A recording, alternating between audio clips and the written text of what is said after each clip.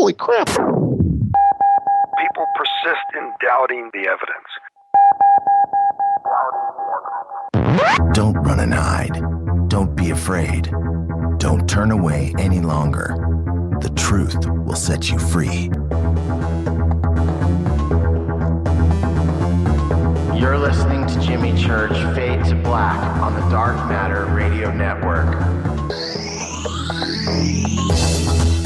We're turning all of our antennas towards Jimmy Church on Dark Matter Radio.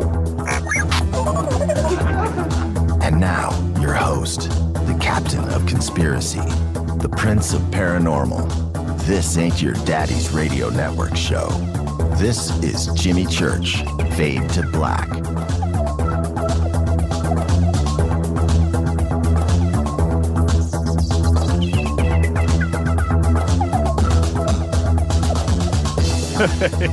Yeah. Oh, man, that was funny. I'm with Michael. Who said DARPA? Somebody said DARPA. Somebody typed DARPA. I was tweeting. I'm just sitting here doing my thing, listening to the intro, and that was weird. All right. Dale is here. I got my Lou email. It's all good. This is Fade to Black.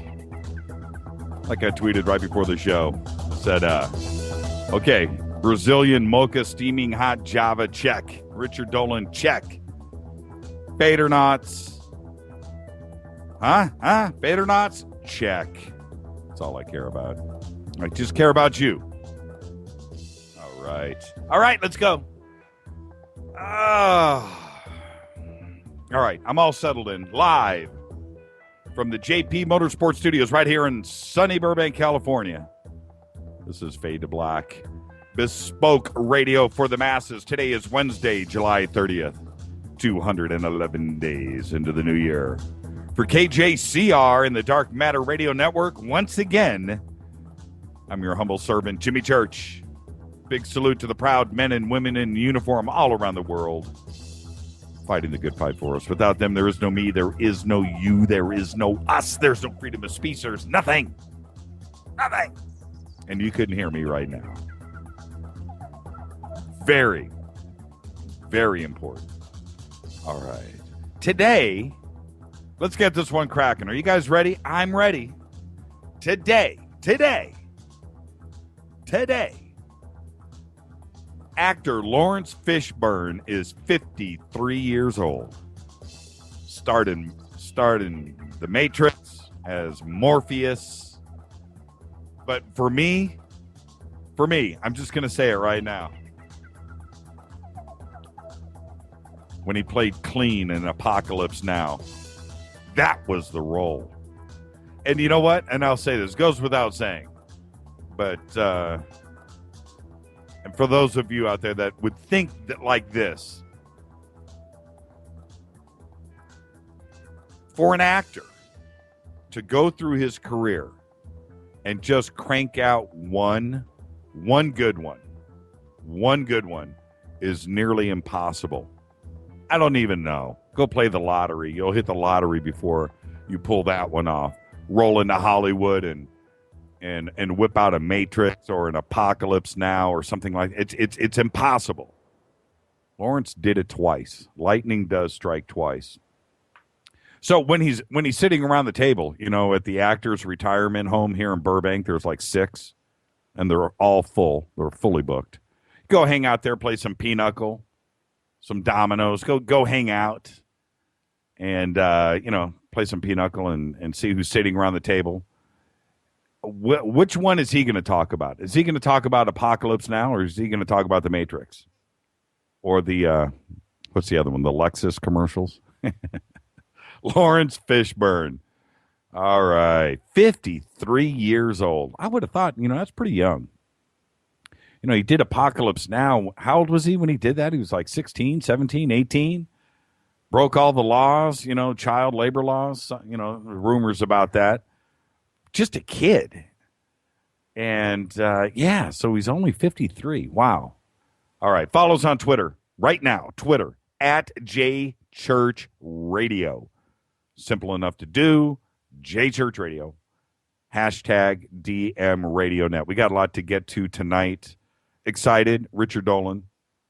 Richard and I he called into the show a couple of weeks ago too, but over the last couple of weeks we've been talking on the phone, and I have to say, the conversations that I have with him on the phone, if we can get that on the air tonight, sort of like we did in the first interview, the live one, but if we can capture those moments that him and I have on the phone, I swear, oh man, Richard Dolan is the man. So we're going to have him at the bottom of the hour. I've got, you know what? He also said that he would be happy to take some calls tonight.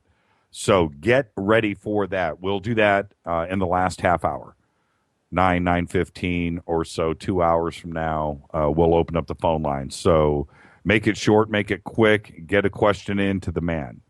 All right, he agreed to that. So let's do that. Call-in number is 323-825-5045. Follow, like, subscribe, J-Church Radio, hashtag DM Radio Net. That's what you want to do for Twitter. TweetDeck is always open to my left. I have one monitor in this studio dedicated to Twitter. Impossible to keep up with, but it's one of the bright spots of my day, and I'm serious. When I look over and I see Lynn, Dale, Eugene, Kit, Lou, everybody. I mean, just looking over Michael Anderson, Ken, Rick.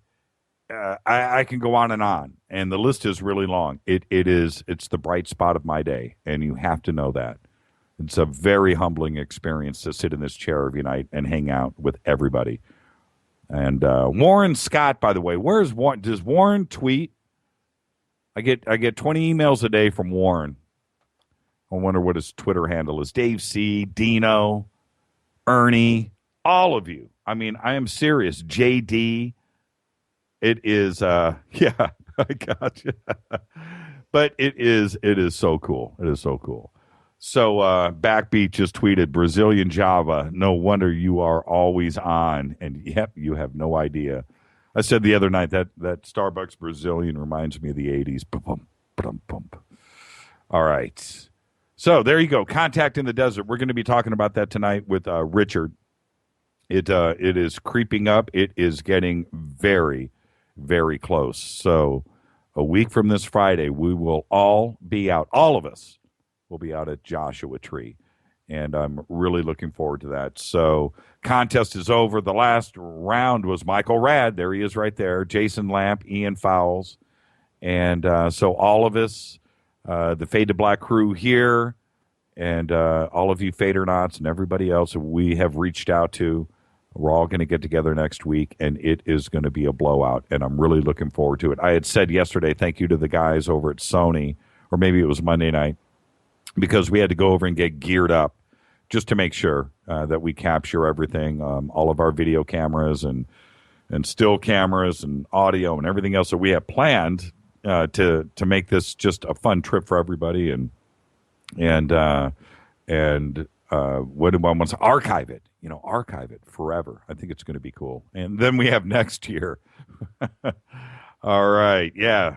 Contact in the Desert is quickly, in a very short time, turned into probably the number one event all year, and that's it. Man, it's a week from this Friday. Counting down. So we'll talk to Richard about that tonight as well.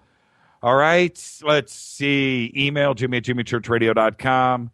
And I'm looking down here. 1, 2, 3, 4, 5. We got Warren. We've got Renee. We've got Allison.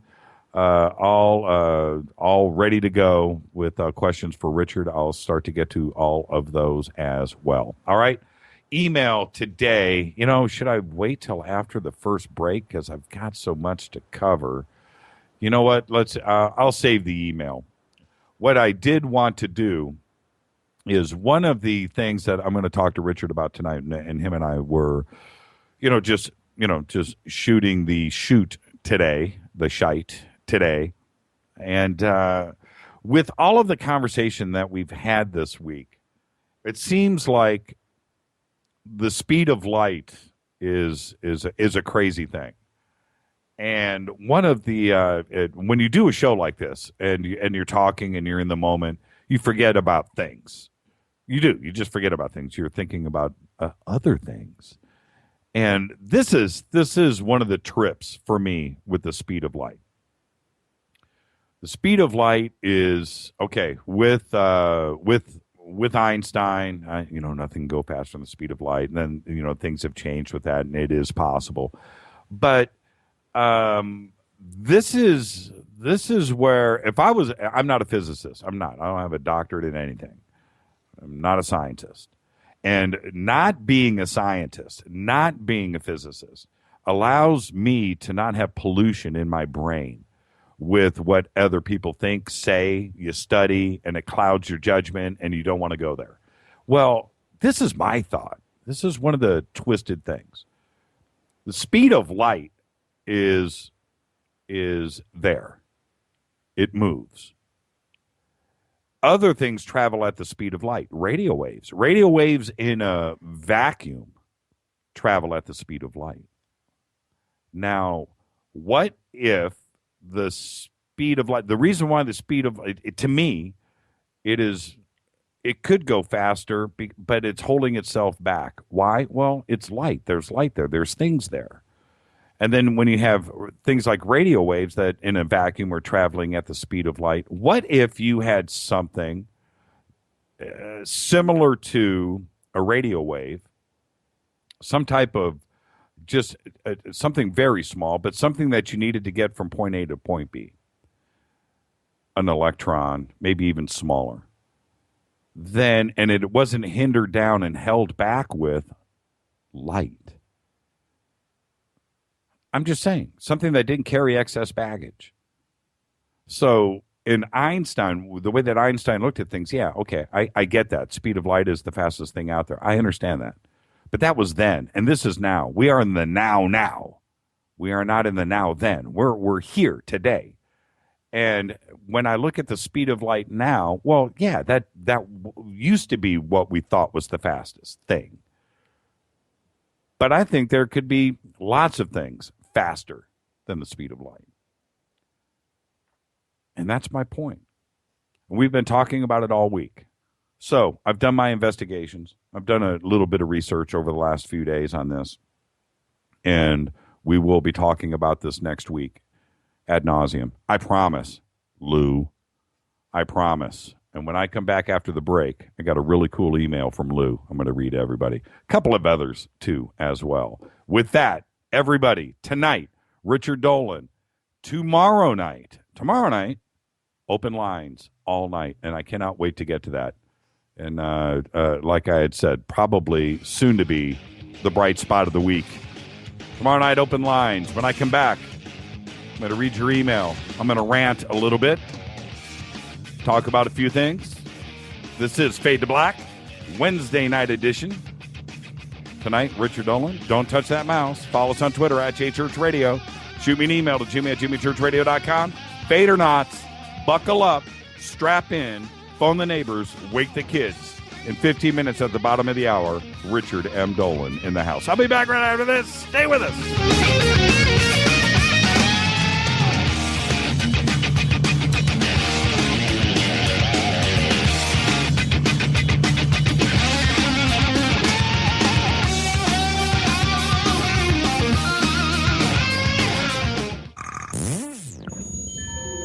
You're listening to Jimmy Church Fade to Black on the Dark Matter Radio Network.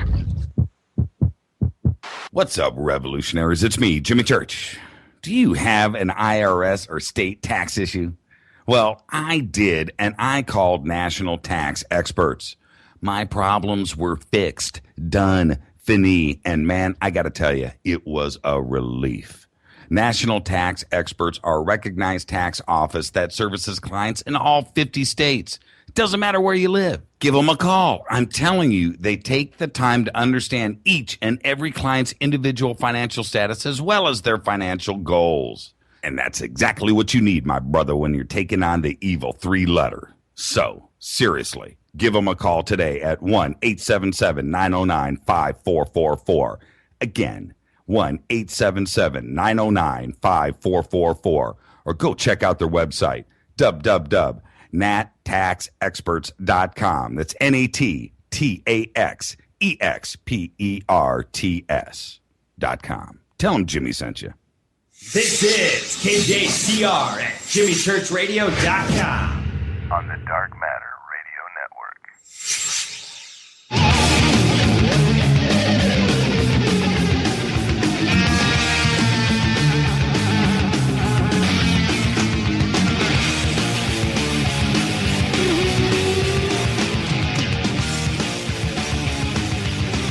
All right, everybody, welcome back. NBA Zodiac just tweeted, you know what's faster than the speed of light? The speed of dark. That is what the question you are really asking is, what is the speed of dark? That's method of signaling. Yeah, it is the, I left out Allison next week. And Space Boy, of course. No, Space Boy's part of the crew. Producers here. When I say the crew, that's all encompassing. That's everybody. Space Boy's part of that. He's the family. He's the tunesmith. All right, man. Woo. Let's go. Let me see. Got a few emails I got to get out of the way. This first one's from Roger. To segregate consciousness from ufology is a big mistake because I think they are tied together. Some researchers in ufology think consciousness is too ethereal and therefore doesn't belong in ufology. But from my experience, I can tell these people are dead wrong. As a matter of fact, the next step in our understanding of ufology is moving beyond the nuts and bolts approach and integrating consciousness into the UFO phenomenon. Now, I'll say this.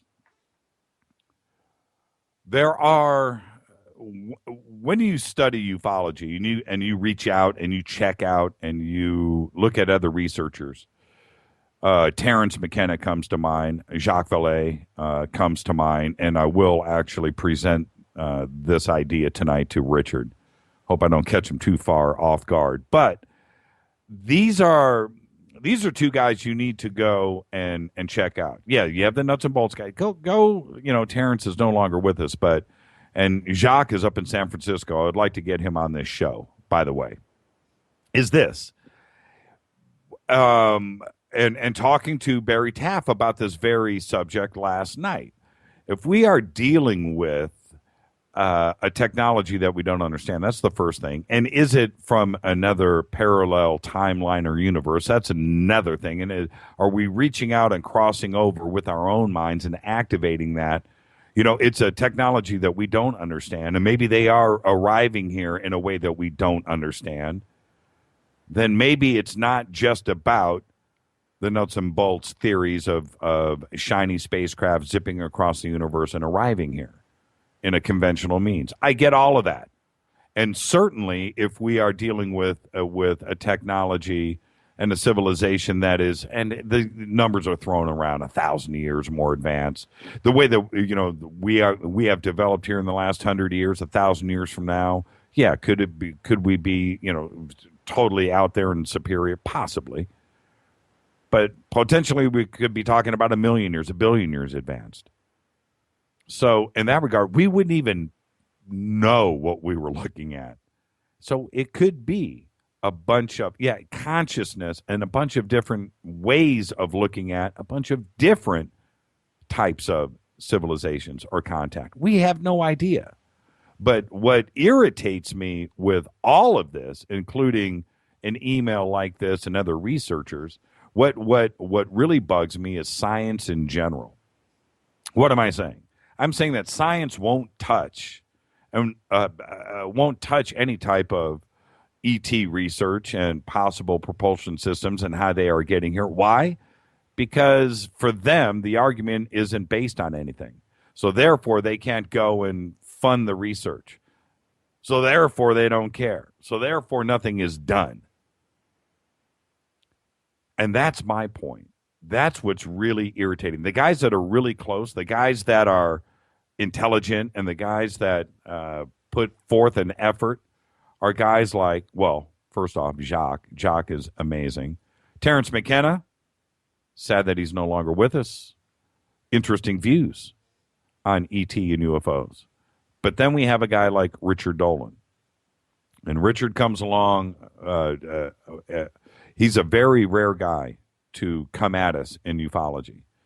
And tonight, I'm going to ask him about that very subject, about why science just chooses not to care. You know, if you're a scientist, if you're a physicist, you can't even bring it up. You're so worried about funding and tenure and everything else that if you're going to be that UFO guy, you know, and that's what Roger raises in this email. Like I said, it's not his email that irritates me. It's the fact that he's probably onto something here. Just like McKenna and Valet and myself. Yeah, I'm one of those guys. But that's the way that I think. It could be anything. We don't know. You know, would we recognize it if it was right in front of it? How do we know? We don't. You know, we were talking about Fatima the other night with Barry Taff last night. And, you know, the fact that apparition of Mary was there in front of these three children, what could have that, what was it? Well, we don't know. It could have been a manifestation of anything, from anything. And it was the way that was, and that's exactly my point. All right, next email from Lou. Back to the speed of light. Lou sent me a question and answered the email for himself. Done so well that I'm just going to read. And I shouldn't have even said that. I should have made this. I could have worded this like I answered Lou's email and looked really smart, in the word of Frank Zappa. It says from Lou, some sources indicate that the Big Bang caused an expansion which traveled faster than the speed of light. How can this be? And I would have answered, you ask a good question, Lou. One whose answer lies in the subtle difference between expansion that is faster than the speed of light and the propagation of information that is faster than the speed of light. The latter is forbidden by fundamental physical laws, but the former is allowed. That is, as long as you are not transmitting any information like a light pulse, you can make something happen at a speed that is faster than the speed of light. And this goes back to what I was saying earlier. And, you know, for me, radio waves are right there in a vacuum in space. They travel at the speed of light. And what if you took something like a radio wave and emptied what it was carrying? What if there was a way to take light and take out half of the light that is there? What if there was a way? And then now the speed of light is traveling at faster than the speed of light. I'm just saying, get rid of some excess baggage, and we have a lot of things that travel faster than the speed of light. And that's just me. That's how my brain works. This email came in from Rick. Rick says, we talked about this last week, actually, and this email came in today before the show, and I still think it's relevant, but it also, with me talking to friends and colleagues this week, this subject came up time and time again. And I get this email from Rick, so I just had to read it. He says, I just got done watching Aliens on the Moon, The Truth Exposed. And that's always dangerous when you have that title, right? What if our entire solar system is one of the most efficient resource gathering operations in existence, and that is why aliens are so concerned about our environment? Follow me on this. An animal being engineered to be a slave, raised to mine gold. When they are done being used for that, they can also be used for genetic harvesting, social simulations, biological simulations, an ally in the galactic brotherhood if they evolve to that point, or even used as a soldier race to fight wars for beings that are too evolved to get their hands dirty. Watch the documentary and you'll see what I mean. A disk sucking up plasma from our sun, a possible mining facility harvesting helium-3 on the moon. We've already heard of UFOs taking water from Earth, cattle mutilations, human abductions, and mystery implants. It makes you wonder. Keep it cracking, Rick. And again, yes, And when you look at our own solar system, the answer is yes, yes, yes, and yes. I didn't get any of this email from the, sorry, Rick, but what is written in this email, I didn't get out of the program. But what is written in this email is something that we should all pause and think about.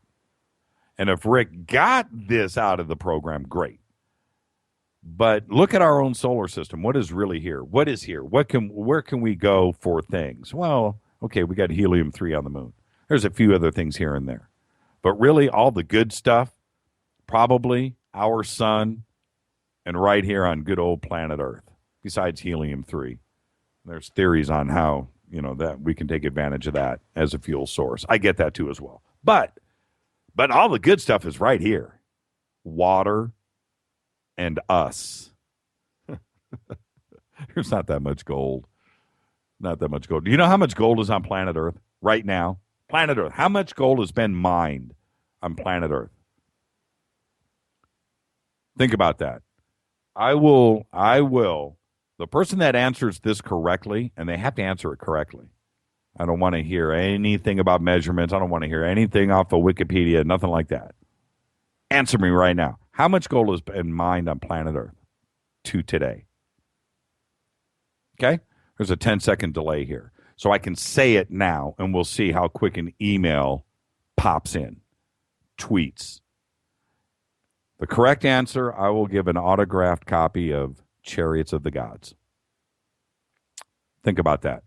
Does that inspire you? You've got 2 minutes. I want the correct answer to come in. How much gold? Francisco. Yeah, it's a brick less than that. I'm watching over 101 pounds, over 10 pounds, gazillions. Something to do with the Statue of Liberty. Ken Beck is close. Ken Beck is close. And that was a wonderful guess. He's very, very close. So there's your hint. And if somebody doesn't get closer than what Ken Beck just said, somebody doesn't get closer than Ken Beck, I'll give that to Ken. Because, Ken, that was awesome. Okay, all right. Over 2 million pounds. No, that's not. The clue was Statue of Liberty. Let's see. Why they call Earth the blue marble. All of it. I'm telling you, it is crazy how small the amount is. It's a nuttily small amount. Crazy small amount. It's nothing what you would think. And when you, Michael Keene, enough to fill Cortana. These are, okay, all right.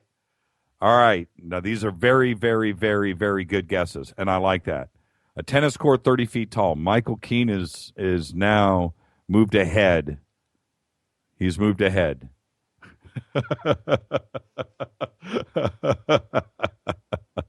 Eugene.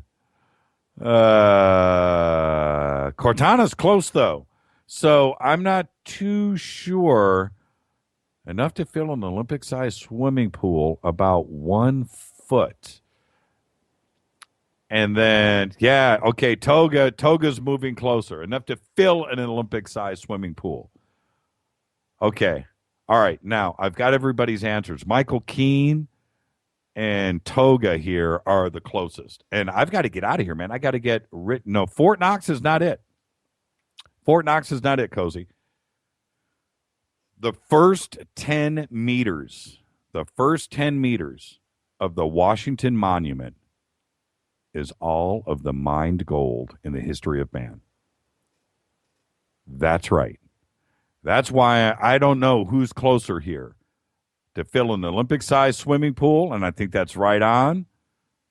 And what was the other one? The oh, man, I'm already lost. Amazing. So I don't know. I've got to figure out who the winner is, and with that, I'm going to get out of here because Richard Dolan's waiting in the wings. This is Fade to Black, only on the Dark Matter Radio Network. Bespoke radio for the masses. I gave you the answer.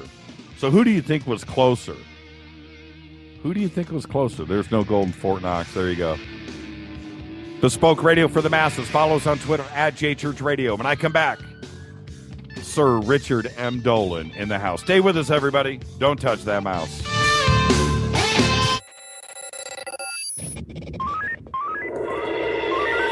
Way out here, we listen to Jimmy Church on the Dark Matter Radio Network. Dark matter. Dark Matter. Dark Matter. Dark Matter. Dark Matter. You're listening to Fade to Black On the Dark Matter Radio Network. ¿Qué tal, mis amigos? Yo soy Mario Carson, el tiburón, y los invito para que escuchen a mi buen amigo Jimmy Church Radio. ¡Claro que sí! Oi, oi, I'm Reese Evans. You're listening to Jimmy Church. This is Revolution. The revolution will not be televised. The revolution is on radio. Ciao.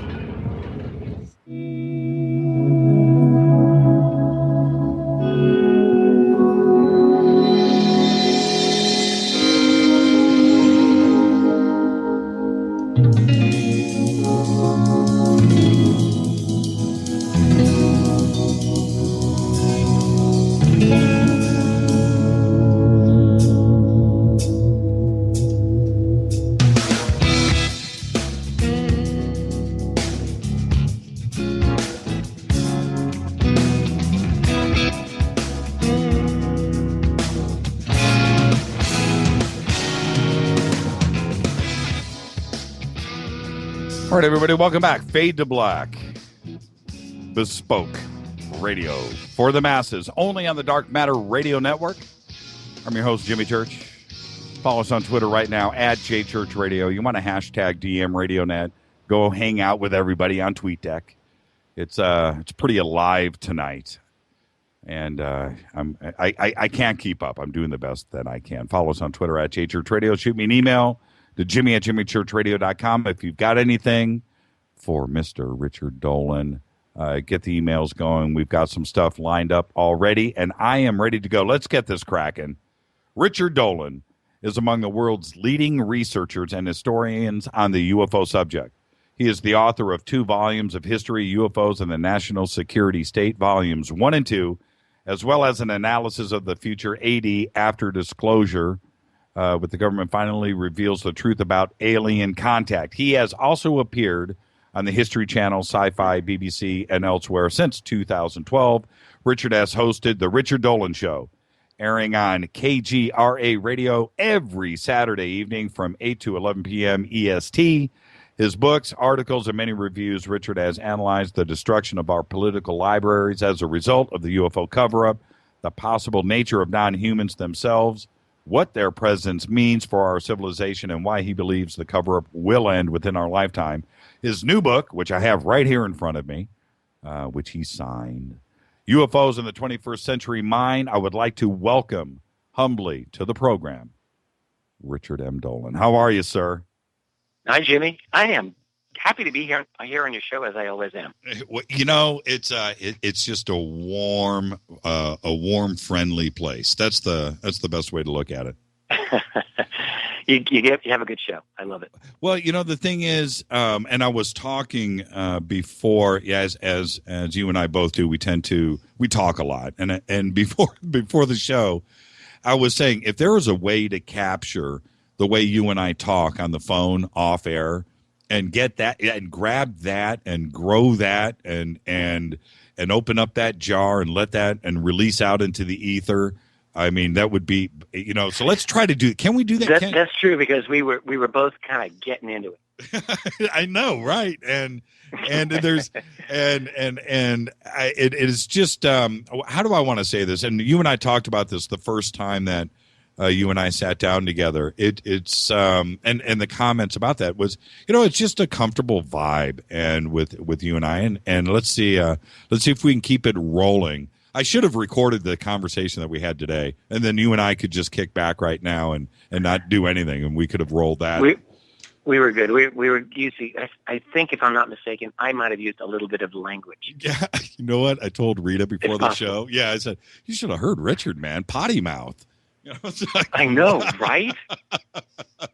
What's going on with Dolan? Yeah, man, he was just, it's that Brazilian Starbucks coffee, man. He was just going off. he was letting his Brooklyn hang out. That's the problem with Dolan. Is that were you born and raised in Brooklyn? Yeah, I was born in Brooklyn. Grew up in a family of crazy New York City cops and nurses. Very blue collar, very very tough people, very salt of the earth. I didn't know that. When I think of you, I think of this is my image of Richard. No, this is my pre-knowing Richard image of Richard, which is the author, the corduroy smoking jacket with the leather patches on the elbows, a pipe, upstate New York, a real fire in the fireplace, a manual typewriter. That's that's the way I love that. Well, I love that. Yeah. Not a Brooklyn guy, really. No, actually, yeah. Born in Brooklyn, grew up. We had.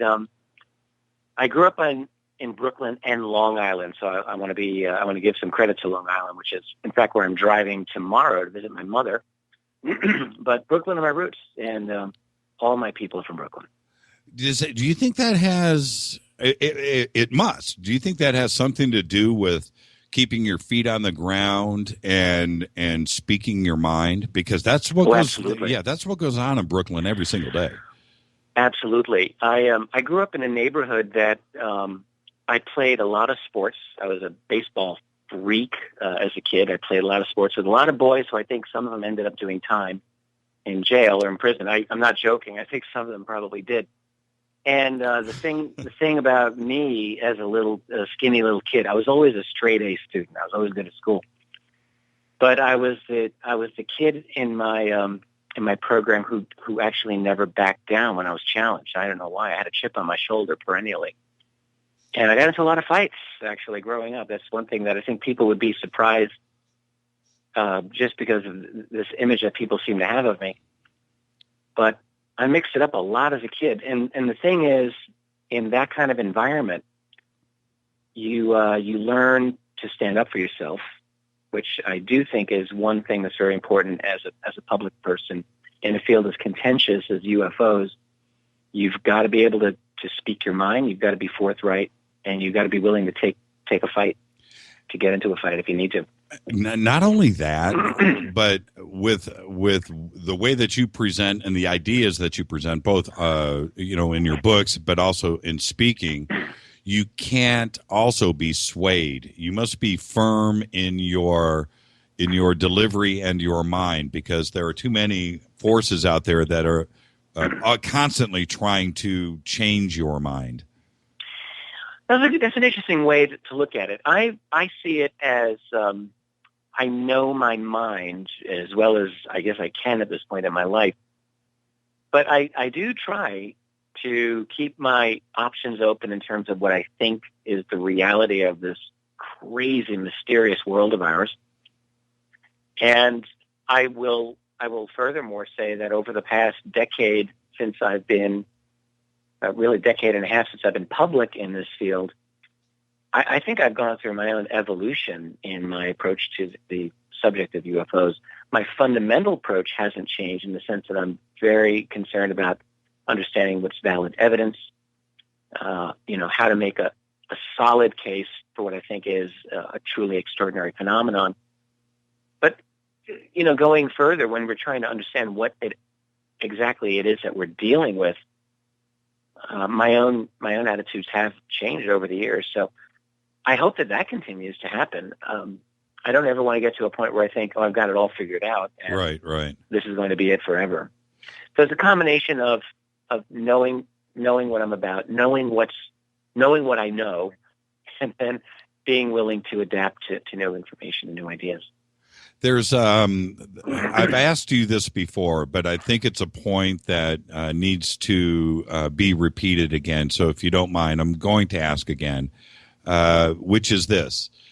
You obviously could have made many choices in your life as far as a career. And certainly the obvious one is tenure and being comfortable somewhere at some college. But there's that aspect. But certainly, even if you didn't choose that road, you could have gone anywhere in any direction in your life, and you chose this one. Do you hold any regrets? And do you ever think, that old grass is greener on the other side of the hill thing. So do you have any regrets, or are you good? No, I'm good. It's been a sacrifice in many ways. I would be a fool to deny it. 20 years ago, I really did think that my career was going to be teaching at some university, and I was going to be king of the classroom and get my tenure, get summers off, and have a nice life. And I think it could have been very pleasant. For whatever reason, in the early 90s, there were just one roadblock after another. It was the job market was terrible for historians in the early 90s. I think it's still pretty bad now. It was glutted back then. And I was just feeling I had been in the academic world for a long time by then. I was already in my early 30s. I'd been living it for 15 years. Right. And I guess I could really say two things happened. One, I was becoming increasingly disillusioned with the academic life. And two, I just simply became obsessed with the UFO topic. I think that was the biggest thing of all. Had I not run into UFOs as a subject, I would have continued on and just probably done my thing. That I was teach, U.S. diplomacy or whatever. Right. But I became utterly obsessed with the UFO phenomenon, and it just would not let me go. What was that? That's really what it was. What was that event that happened? You and I have talked about this, but it's such a good story. So what happened? This is funny. This is true. I was in a bookstore, just kind of randomly in a bookstore. I was in the city of Syracuse, New York. So it was about an hour drive out of Rochester. And it's kind of a new agey sort of bookstore. It's called Seven Rays. I don't think they're around anymore. And I was a little bit bored. I wanted to get out. And I saw a display stand featuring Timothy Good's very classic book called Above Top Secret. And it was his subtitle, which was The Worldwide UFO Cover-Up, that absolutely got my attention. And I just thought, this looks like a really serious book. It's a very fat book. If anyone hasn't seen it, there's a lot of data in there. Yeah, the blue one, right? That's right. Yeah, That's it. Exactly. And this was 1994. It was early 94, I'm pretty sure. And I just saw, and I remember flipping through it, recognizing, because at that time I was deep in the heart of U.S. national security strategy circa 1950, everything to do with Harry Truman, everything to do with his Secretary of Defense from the late 40s, James Forrestal. I'd read a lot about Forrestal. And, birth of the CIA and all of that. And here's Timothy Good writing about it in the context of UFOs. And, you have to keep in mind in the academic world, the UFO subject just is not done. Not like that. Not in a serious way as if it's something real. Ever. No, that's not. Right. And there was a phrase that I love language, and I love to coin phrases. I love to come up with original phrases. So there was a phrase that I had already had in my mind, which was cultural schizophrenia. And I had gotten that from when I'd gone to Eastern Europe a few years before the Berlin Wall fell. And I thought, that's a culturally schizophrenic society. But I thought, we got it right here, because here's this version of reality that we're supposed to believe, and then here's a version of reality that's being presented that looks like it might be real, or at least some serious people are taking seriously. And I just wanted to know, what's the deal? So that's what got me started. I wasn't even asking, are UFOs real? I just wanted to know, was this something that my government ever truly cared about, as people like Tim Good and others were claiming?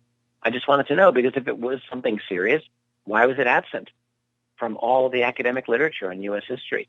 How is that not interesting? So I bought the book, and I loved it. And at the same time, I started lurking about on what were then the news groups dealing with UFOs. There really wasn't much of a web. There was no web. Right. But there were bulletin boards, and I used to go hang out at some of those and just really listen and read. And that's, I think, really within a few months, I just became hooked. My initial thing was, I just want to know if there's something to it. What's the argument that the believers have? Are there holes in their argument? Is there anything legitimate? And the thing is, once you realize that there is something legitimate to it, and that was my conclusion, I thought, well, now what? This is just shattering my entire worldview. Everything that I thought I knew, guess what? was woefully incomplete, or maybe even, God forbid, wrong.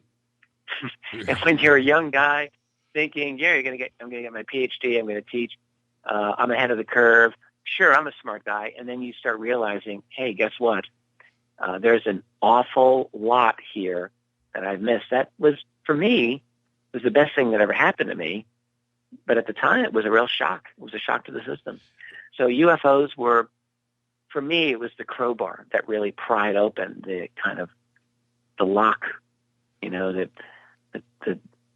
everything that was slammed down, preventing me from moving forward. Well, the UFO subject, I pried it open, and that broke me out.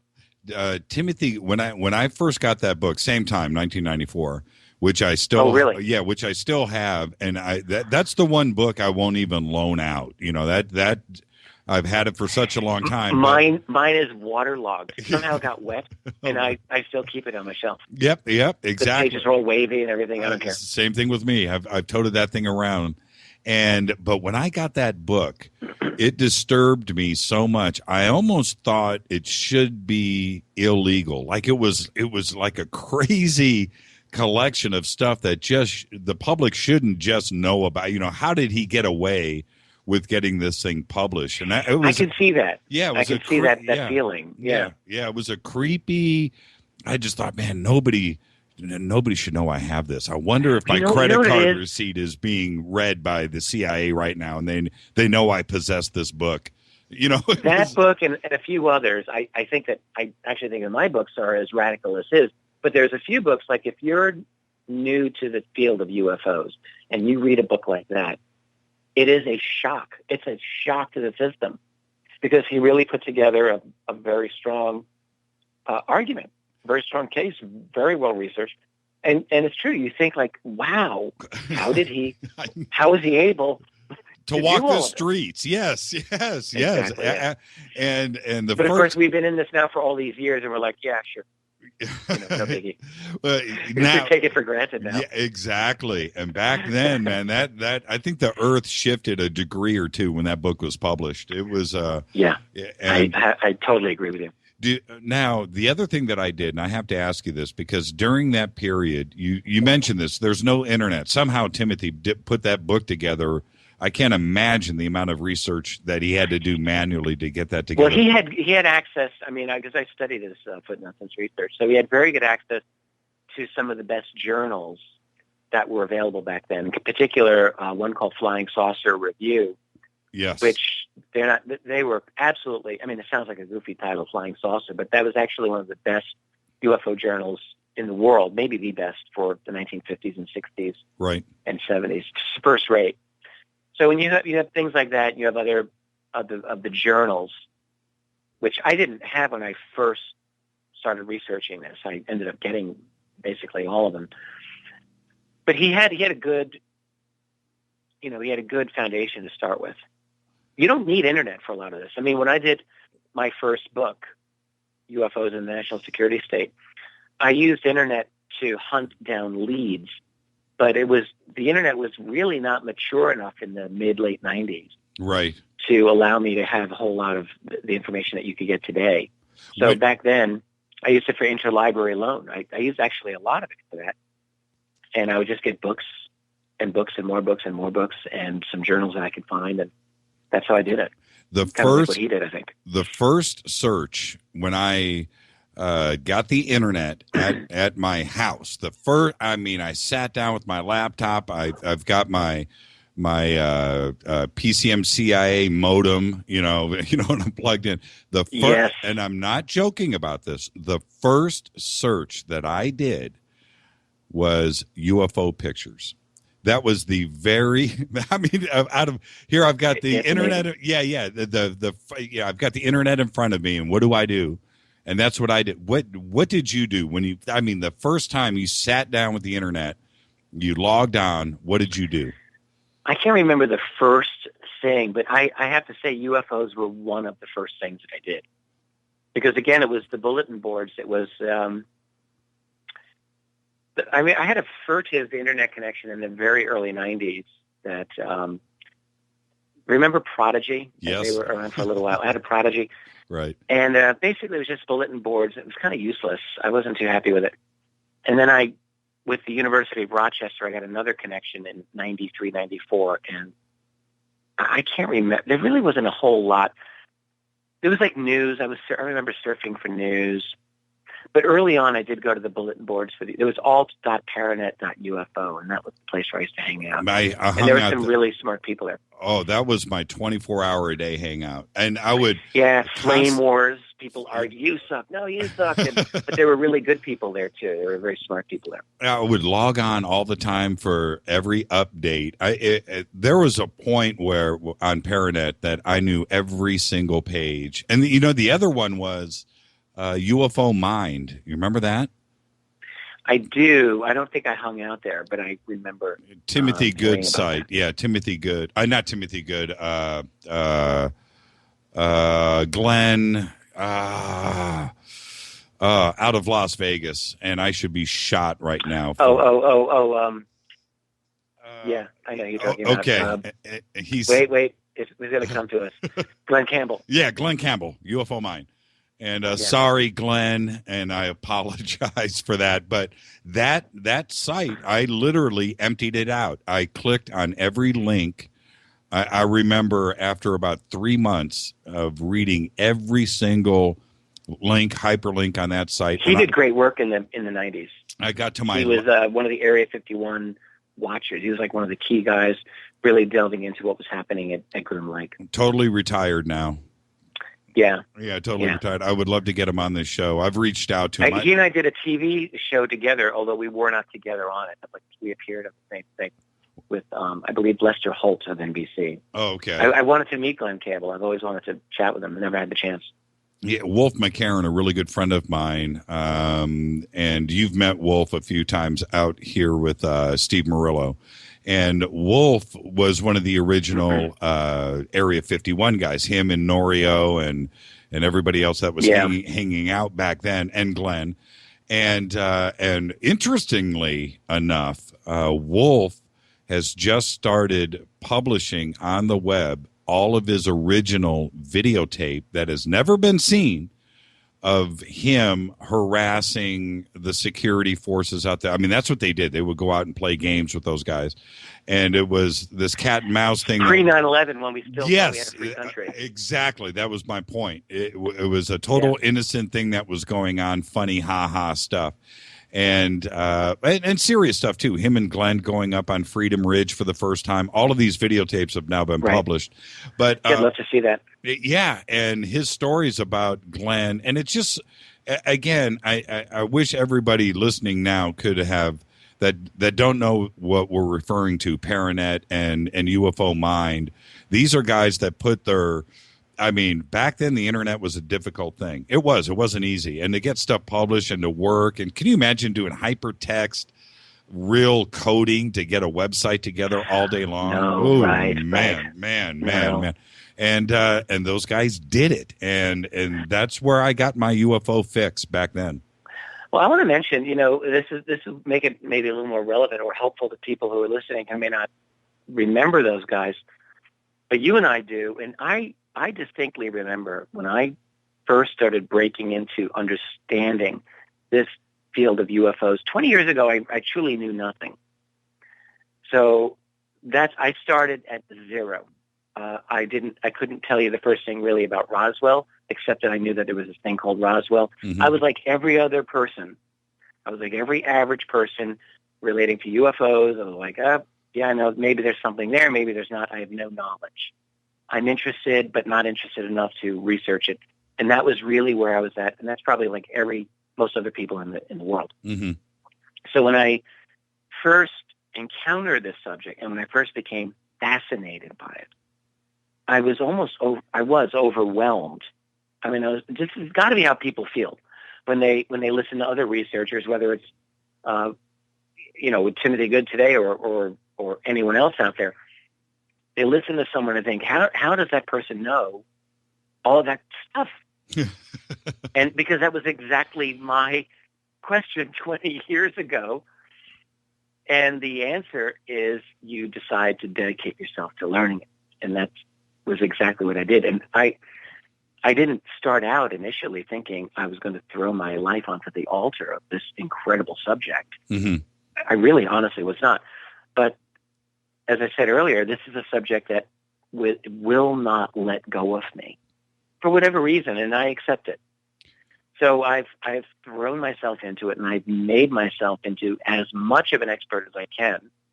There's always more to learn, and it's interesting to me. I look back on my own journey in this field. It's been 20 years now that I have thrown myself into it truly full time. How my have own perspective on everything's changed. Yeah, exactly. How have you changed when you look back to your first two publications? Which, by the way, for all of us, and I don't want to sound like a fanboy here, but for all of us, it was the right place at the right time for those two books to come out, because things were getting a little bogged down and a little what's the word out, rehashed, and you came in with a fresh, hard look at things. Now, since those publications, because you were known as that guy, the disclosure guy, the government conspiracy guy, right? How have you changed since then?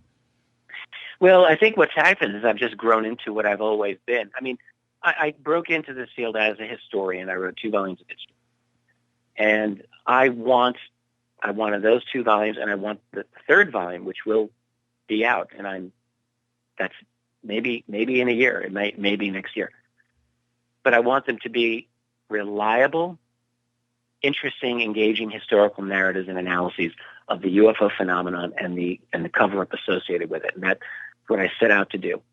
And yes, I mean, I think at the time, especially when that first book came out over a decade ago, I think they hit the field at the right time. So everyone said, "Oh, well, Richard Dolan, he's a historian. This is his thing." But long before I wrote about UFOs, my interests were simply not in history. They were history. They were philosophy. They were literature. Mm-hmm. They've always been that my whole life. Mm-hmm. I've probably more training in history than the other areas, but as a younger man, I mean, I've always been fascinated by philosophy and great literature. So what I feel is like my engagement in the UFO subject has broadened a little bit. When Bryce Zabel and I wrote AD After Disclosure, that was a book that really incorporated every bit of thinking that both of us could bring to bear on this, because what we were doing is not just writing a history of UFOs. We were really trying to think through a really tough concept, the concept of disclosure and what might happen after disclosure occurred, and even how disclosure might occur. So that would really opened up my mind in this field even more. In other words, I've never been satisfied with just sticking into a particular certain thread or a certain area. For me, I really want to grab the whole thing, and I just want to understand all of it. When I wrote UFOs for the 21st Century Mind, which just came out earlier this year, to me, that in some ways, that's my favorite book that I wrote. It's a fresh summary of the entire subject. It really is my attempt after now all these years to try to provide what I think is the best overview of the subject that I could possibly give. And that's what I'm hoping I was able to do. I wanted it to be something engaging for someone who may never have read anything about UFOs, as well as for someone who's maybe an expert, but maybe there's a fresh perspective in there for them. When this is something you touched upon earlier, there's a lot of very, very, very, very smart people out there. And I think about when you and I did our first interview, we did that in front of a room of 200 people. And when you do an interview like that, you get approached, and you suddenly find out when you know that there's other people out there that have been studying this and know about it. Do you ever get your chops busted? Do you have somebody that comes up to you and says, "You know what, you were wrong on this in a book," and you find yourself getting challenged, and you back up and go, "Man, I'm not just I'm not as smart as I thought I was." You know what I mean? It's humbling. I've had people who've offered corrections, whether in person or through email, or people who, will have disagreements with some of the things that I may have written. I've not really been strongly attacked, except I can mention this. This is funny. I did an interview with Carrie Cassidy a couple of months ago when I was up doing a tour of Canada.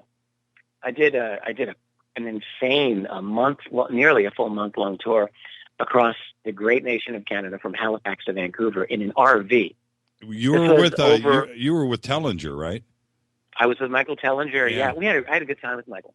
Don't you? It was over 4,000 miles. Well, in an RV. The night that I interviewed Tellinger, you were with him, and you guys had just arrived from South Africa, and that first night in the RV, or one of the first nights. Oh wow! And that was after my ordeal with customs. Yes, and he said, and that was the first night he had ever seen the Malibu pictures, and he said, "Man, I've got to show these to Dolan. He's right outside." So he was inside the RV doing his interview with me. Yeah, and then I did talk to Carrie, and Carrie said, I'm up here moving across Canada. I wanted so many. Well, with Carrie, so I'll just tell you. Okay, so let's get back to that. It made me laugh.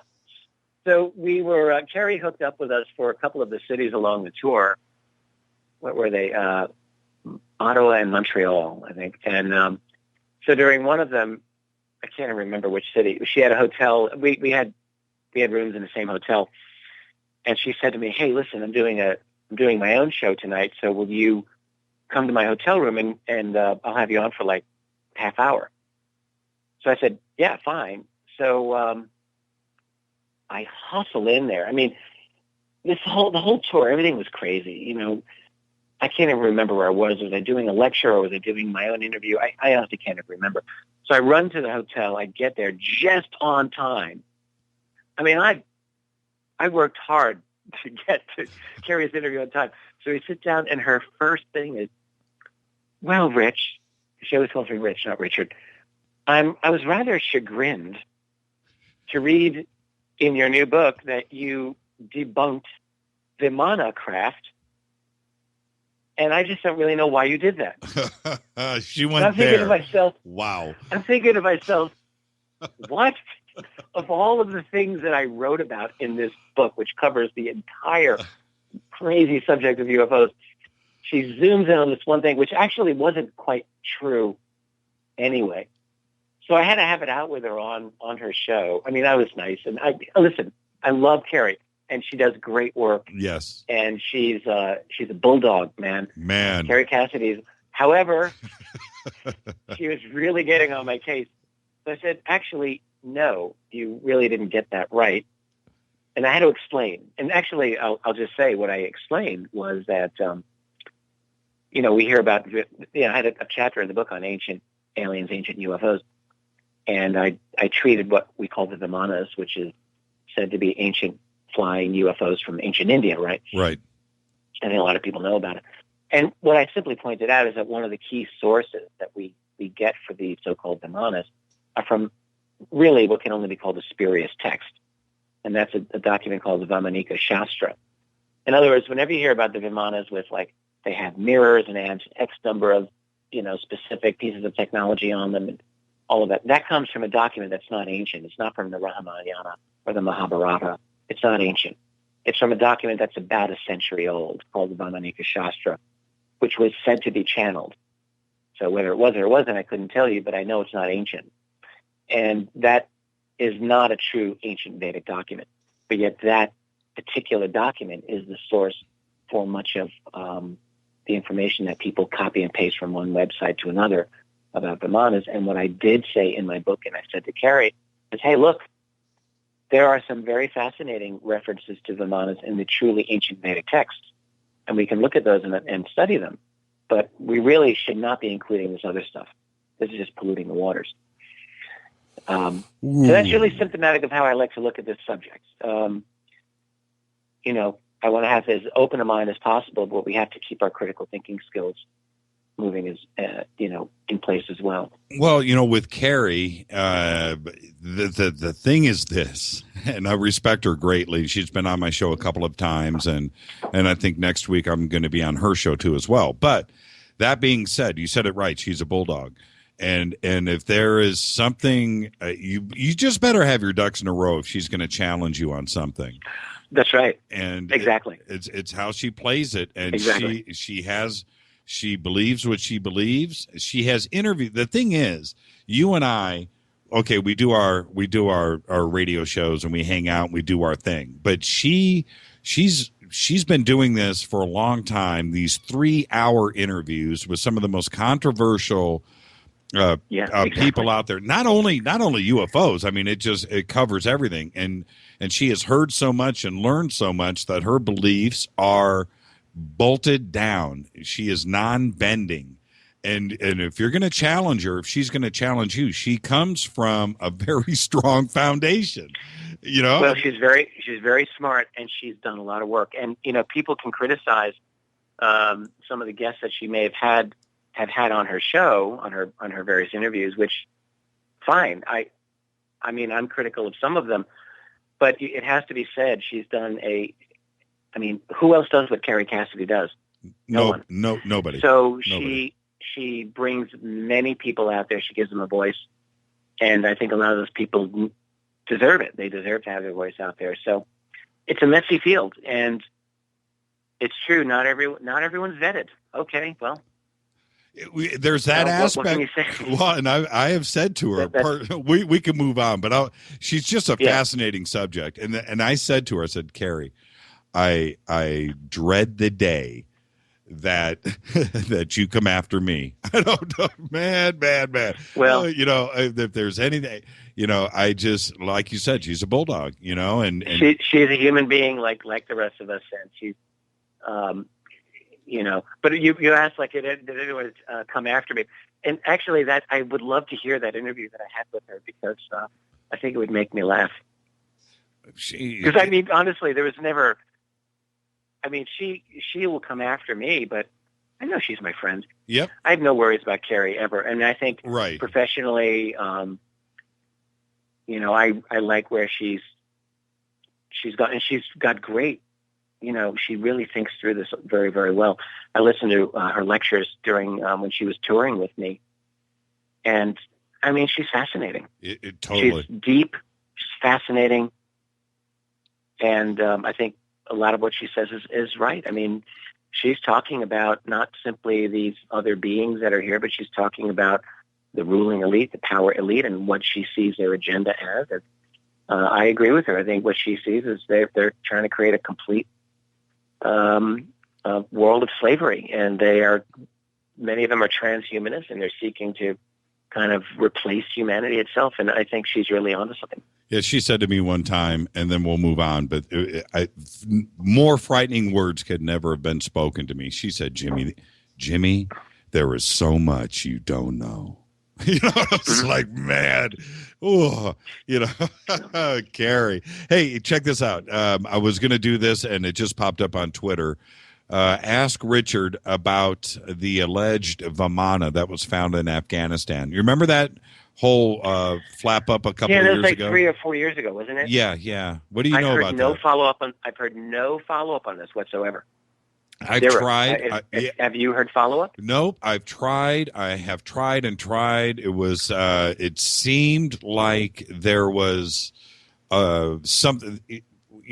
How did they say? There was something there, and when there is something there, there's something there, and I just couldn't go further than that original flood of YouTube Well, videos. You know what I would like to do, and what I have not done.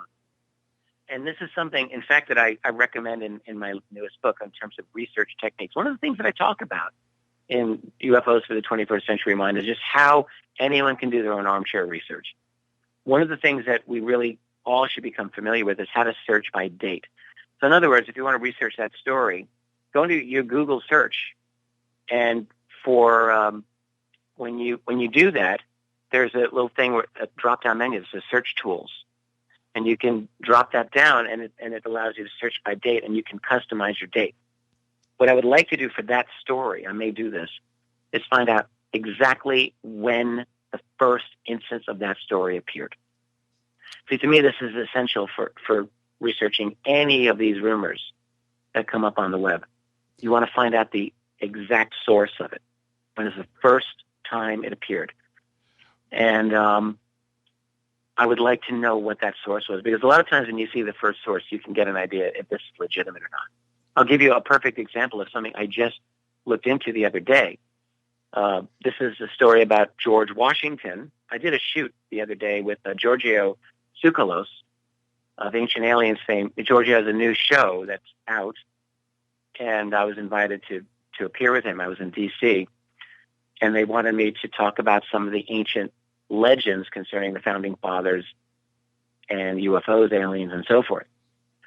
So I said, fine. So one of the things they wanted me to talk about was this legend, this story, and it's out on the web, and you can find it, of George Washington allegedly meeting with what he thought were green-skinned Indians who gave him military advice in the dark days of Valley Forge.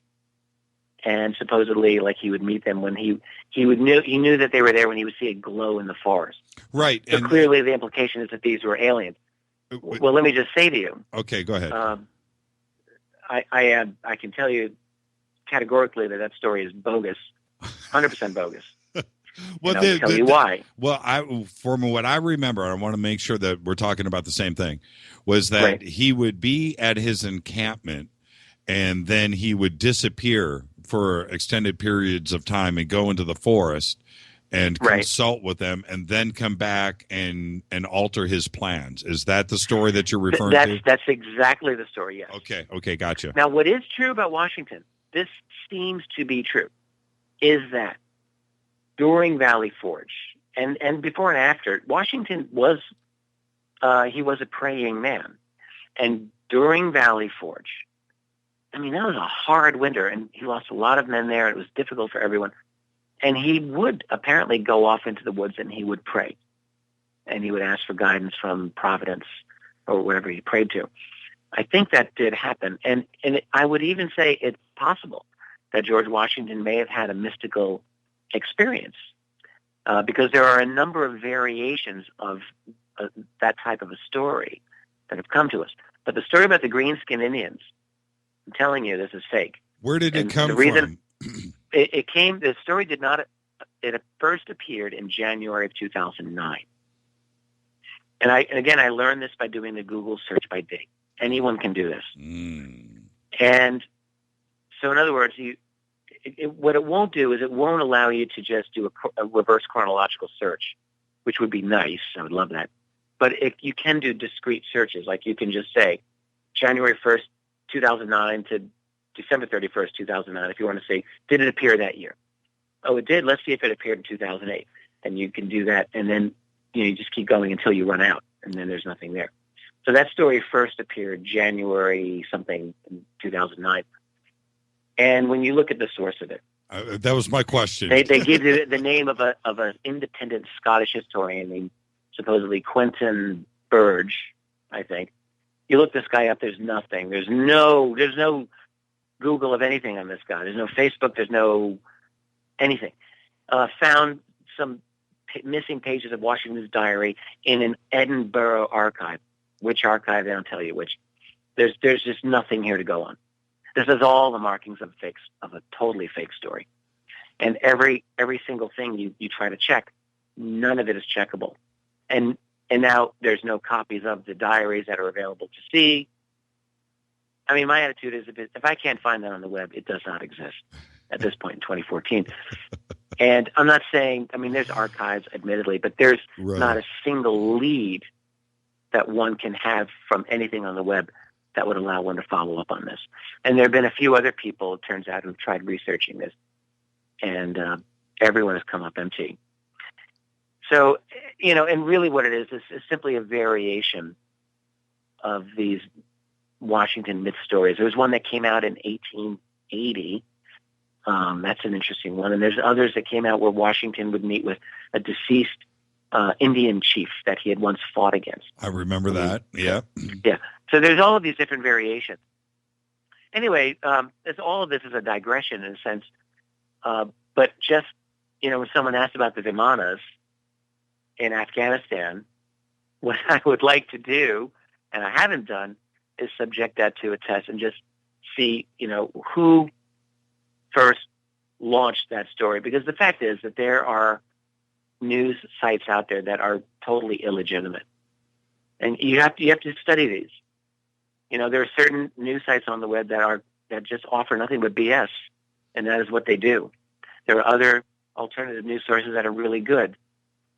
And part of what we have to do in this field is you've got to discern what is the source of the story that's coming out. The problem that we have today is a totally opposite problem of 50 years ago in some ways. 50 years ago, the problem that researchers had was how to get access to data, like how to get reports. Pre-internet, think about like the world of the early 60s. Where would you get your UFO information? From a couple of publications. You'd have to scrounge around to find them. And today our problem is opposite. Today we're flooded with information, and so much of it is fake.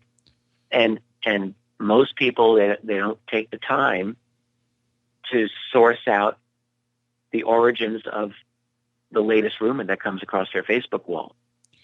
They simply think, oh, wow, that seems like it's true. Copy, paste, here, share. Yes. And then the next thing you know, it's something's gone viral, and it's something that's not true has gone viral. Well, it happens a lot. We've been going through this exact situation, and it's a fascinating study of the internet, which is with the Malibu base. I don't mean to segue into the Malibu base. That's not my point. But the information that we put out, all of the original stuff with Dale and Maxwell and myself that we put out on our website and released out there, propagated itself across the internet to thousands and thousands of websites. And now, just like you're saying, what is the information that is out there on the Malibu base? Well, I can date that to May 11th, 12th, 13th, and 14th of 2014. There isn't anything out there about it before that, but everybody's copy and paste reporting and research on this. And now there's tons of videos, and there's all of these stories that are all of it. The point source comes right to Fade to Black in this show. There isn't anything in 2013, 2012, it doesn't exist out there. And it's fascinating to me. So the study that I did, this is what I did, Richard. And I don't want you to think bad of me, but this is what I did. Oh, no, I will, Jimmy. I will. Is I pulled data back. Yeah. I took the updates, and I was all happy about and moving forward. And I've got all these people working for me, and it's great. And collecting all of this information and trying to, get a white paper edited that would be, sound halfway logical, I should say, to put all this data together. Right. And I started to put it up on the site.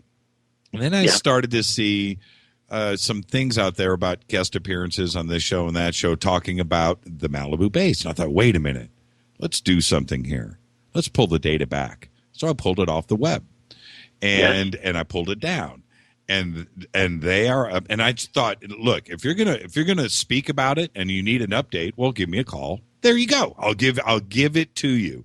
Preston Dennett's doing his show with MUFON in a few days here. So your theory was you're going to pull the data and just I guess wait a while to see what you come up with. I mean, independently, or not only that, but to see if they speak of the original data that we put out, not the updated data, just to test to see if somebody's actually trying to do their own research. And, yeah, sure. Yeah, and that's what I did, and I kind of felt bad about that. I don't want people to look bad. But I just wanted everybody to know where the source of the information is coming from. Well, this is something a lot of researchers have done over the years, in the early years of abduction research in particular. Guys like Bud Hopkins and Dave Jacobs and even John Mack. I know this for sure. They would withhold certain key details of the abduction experience because they didn't want that in the public domain. They wanted to keep their data somewhat pure. And I think that was probably a smart move. So I don't really see anything wrong with that in your case. And I mean, presumably at some point, you would be planning to publish it all anyway. So Right. But while you're in the active research phase of this, no, it seems that that's a reasonable thing to do. Yeah. I get asked about it all the time. Yeah. Well, I appreciate that. And, when are you going to we'll present when it's ready. I just don't. It's only been a few months. Yeah, I know, right? It's just a few months. Yeah, everybody's going, when are you going to... It takes time yes. to put these things together. Thank you. Now, here's a question. Yeah. I don't know if people are listening. I mean, if there's regular listeners of your show, obviously they know what you're talking about. But that is this very interesting thing. We've seen by noticing Google Earth, right? Right. And I've looked at it and we've talked about it. What looks like a structured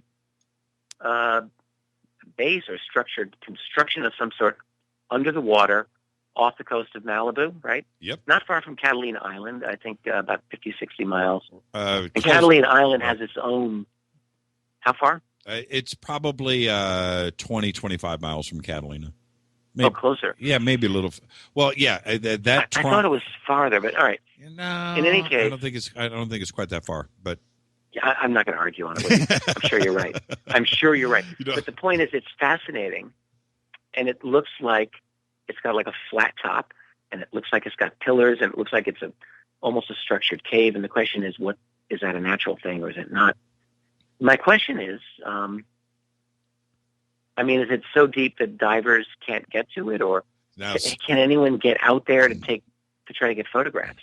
Okay, now a couple of I'll answer all of that right now. The regular listeners of the show know most of what I'm about to say. So that being said, the original depth analysis that we had done, which was incorrect, was showing from the surface of the ocean to the top of the roof to be about 1,000 to 1,200 feet.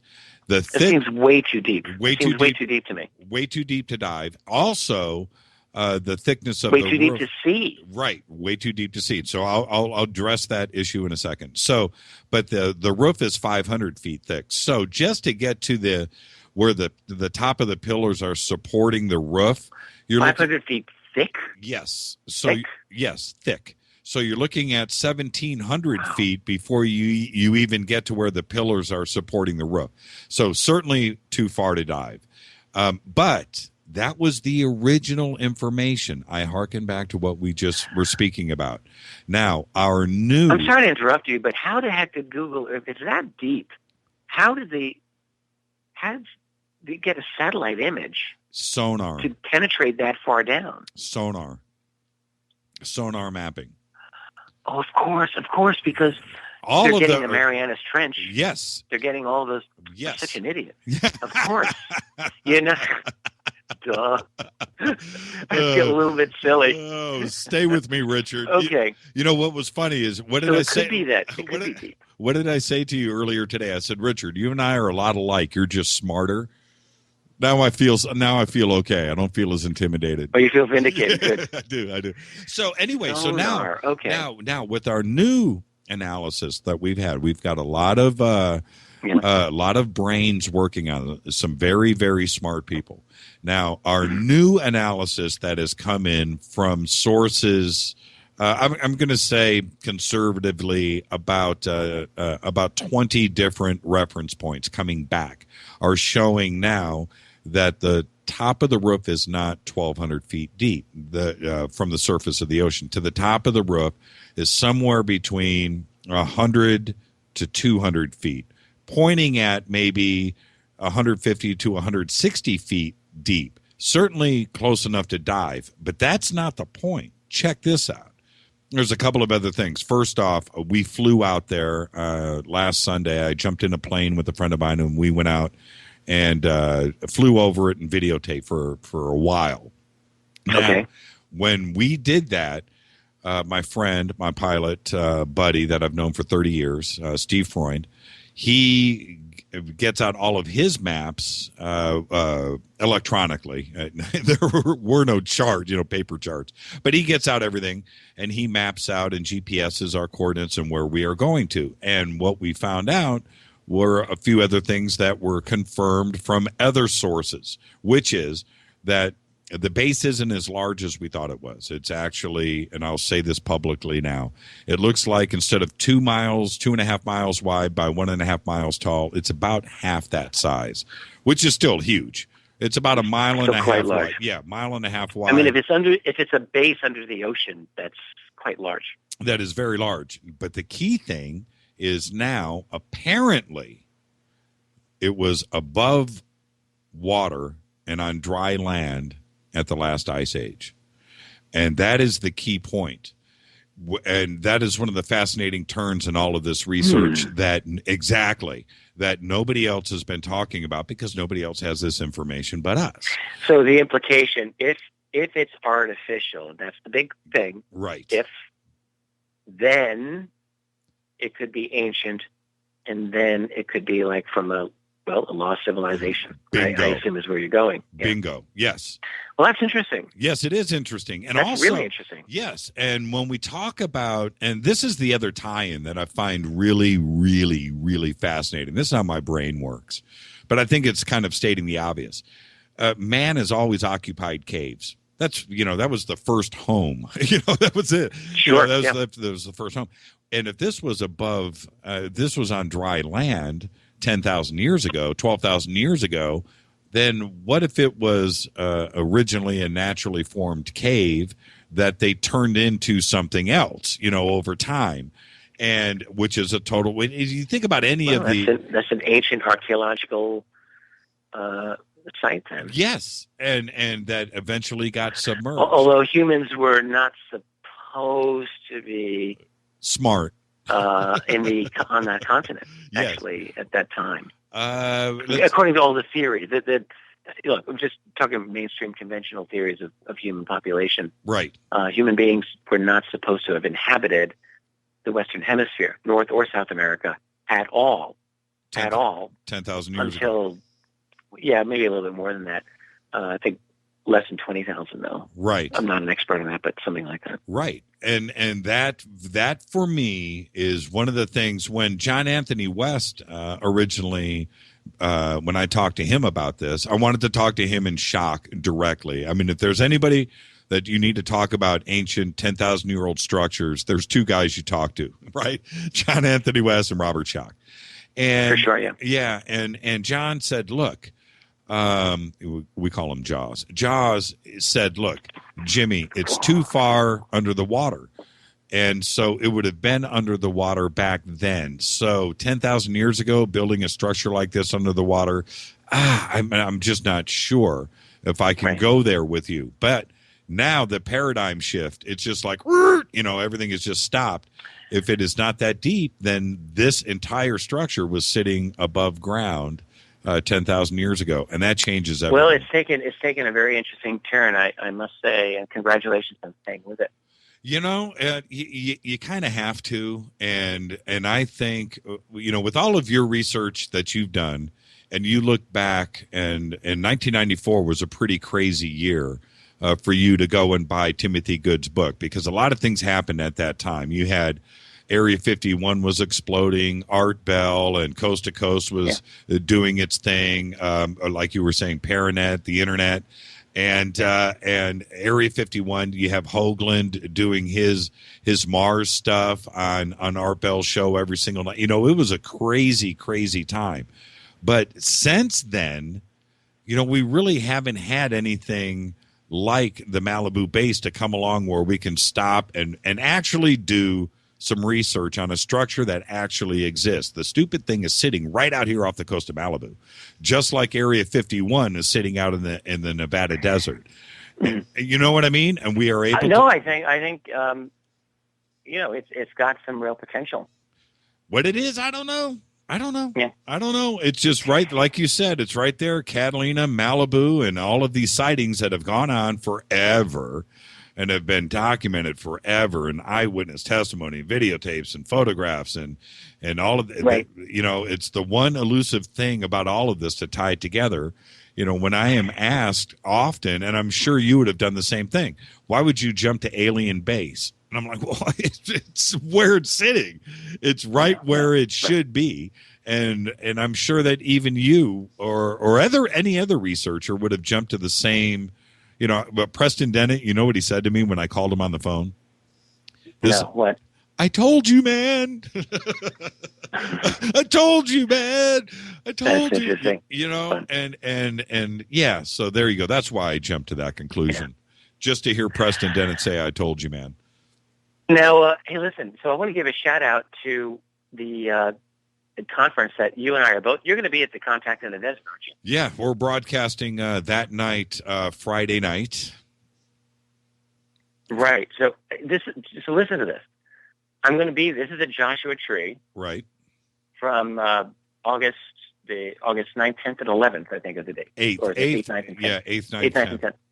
So I'm going to be there, and I agreed as a request by the organizer, Victoria, if I would do an extra lecture.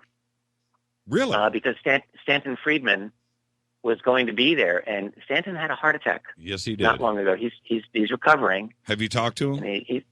I have not spoken to Stan. I sent him I sent some good wishes to him, but I've not spoken to him. Okay. But I'm taking his lecture, so I'm doing an extra lecture. So I'm going to have a busy weekend, and plus I have a workshop that I would love just to be able to chat a little bit about here with you. To me, this is fascinating stuff. But here's what I'm talking about at Contact in the Desert. So one is a lecture that I think probably people think, oh yeah, well, this is Richard Dolan, and this is I'm calling it UFO Encounters with the World, Militaries, and the Implications of that. This is the kind of thing that I've researched my whole adult life in this field. But this is actually totally fresh information. And basically, I just want people to understand that over the years, there have been so many confirmed military encounters with UFOs, not simply American. And some of these are they're incredible. Sometimes they're disturbing. We're talking U.S. military, we're talking Canadian, we're talking UK, we're talking Europe, we're talking Russia, we're talking China, Australia, Brazil, Argentina, Chile. Absolutely. Yes. It's everywhere. So, and not only that, but I mean, some of these sources actually go back even before the Second World War. Some of these encounters, and I'm going to talk about a few of those. So, basically, I'm going to talk about some of the most extraordinary military encounters that we know of in the research, and maybe talk about what it means what does it mean that who's got the technology responsible for these objects that these militaries appear to be encountering, who's behind it. That's one lecture. The other lecture, and these are both open to the public, is 6 reasons why UFOs rock our world as a subject. Okay. I mean, here's good. The thing. That's good. I like that. This is a totally. I mean, I personally sometimes I laugh when some people will say to me, "Well, I don't think UFOs are really relevant." I mean, come on, Richard. We're in an era of global fascism or creeping global fascism, totalitarianism. True. Or on the other side, people will say we're talking about a global spiritual awakening. So like UFOs are almost like a side issue to some folks. And I would just say it is anything but a side issue. To me, after 20 years of looking at and studying this phenomenon, it's more obvious than ever, not only that the UFOs are truly the greatest mystery of our time, there's no question there, but also the most revolutionary subject that I think human civilization is currently facing. So what are the 6 areas? To me, the 6 reasons why UFOs rock our world is history, politics, energy, science, spirituality, and personal encounters. In other words, each of these 6 areas are deeply affected by our understanding of UFOs. For me, as a historian, understanding the UFO phenomenon completely transformed what I thought I knew about history. What about? I would add this. I think there's 8 areas. I think you'd have to. Oh, well, there's more than 6. There's more than 6 for sure. But I kept it to 6. But what about for the lecture? What about because they are cool? If you know what I'm saying, it is. Well, here's why it's cool. You know what I mean? Because who wants to be a mindless drone, a mindless zombie walking through society with your mouth open, being spoon-fed BS by a 24/7 propaganda machine, right, which is your entertainment complex. So the cool thing is to be independent of that. Yes.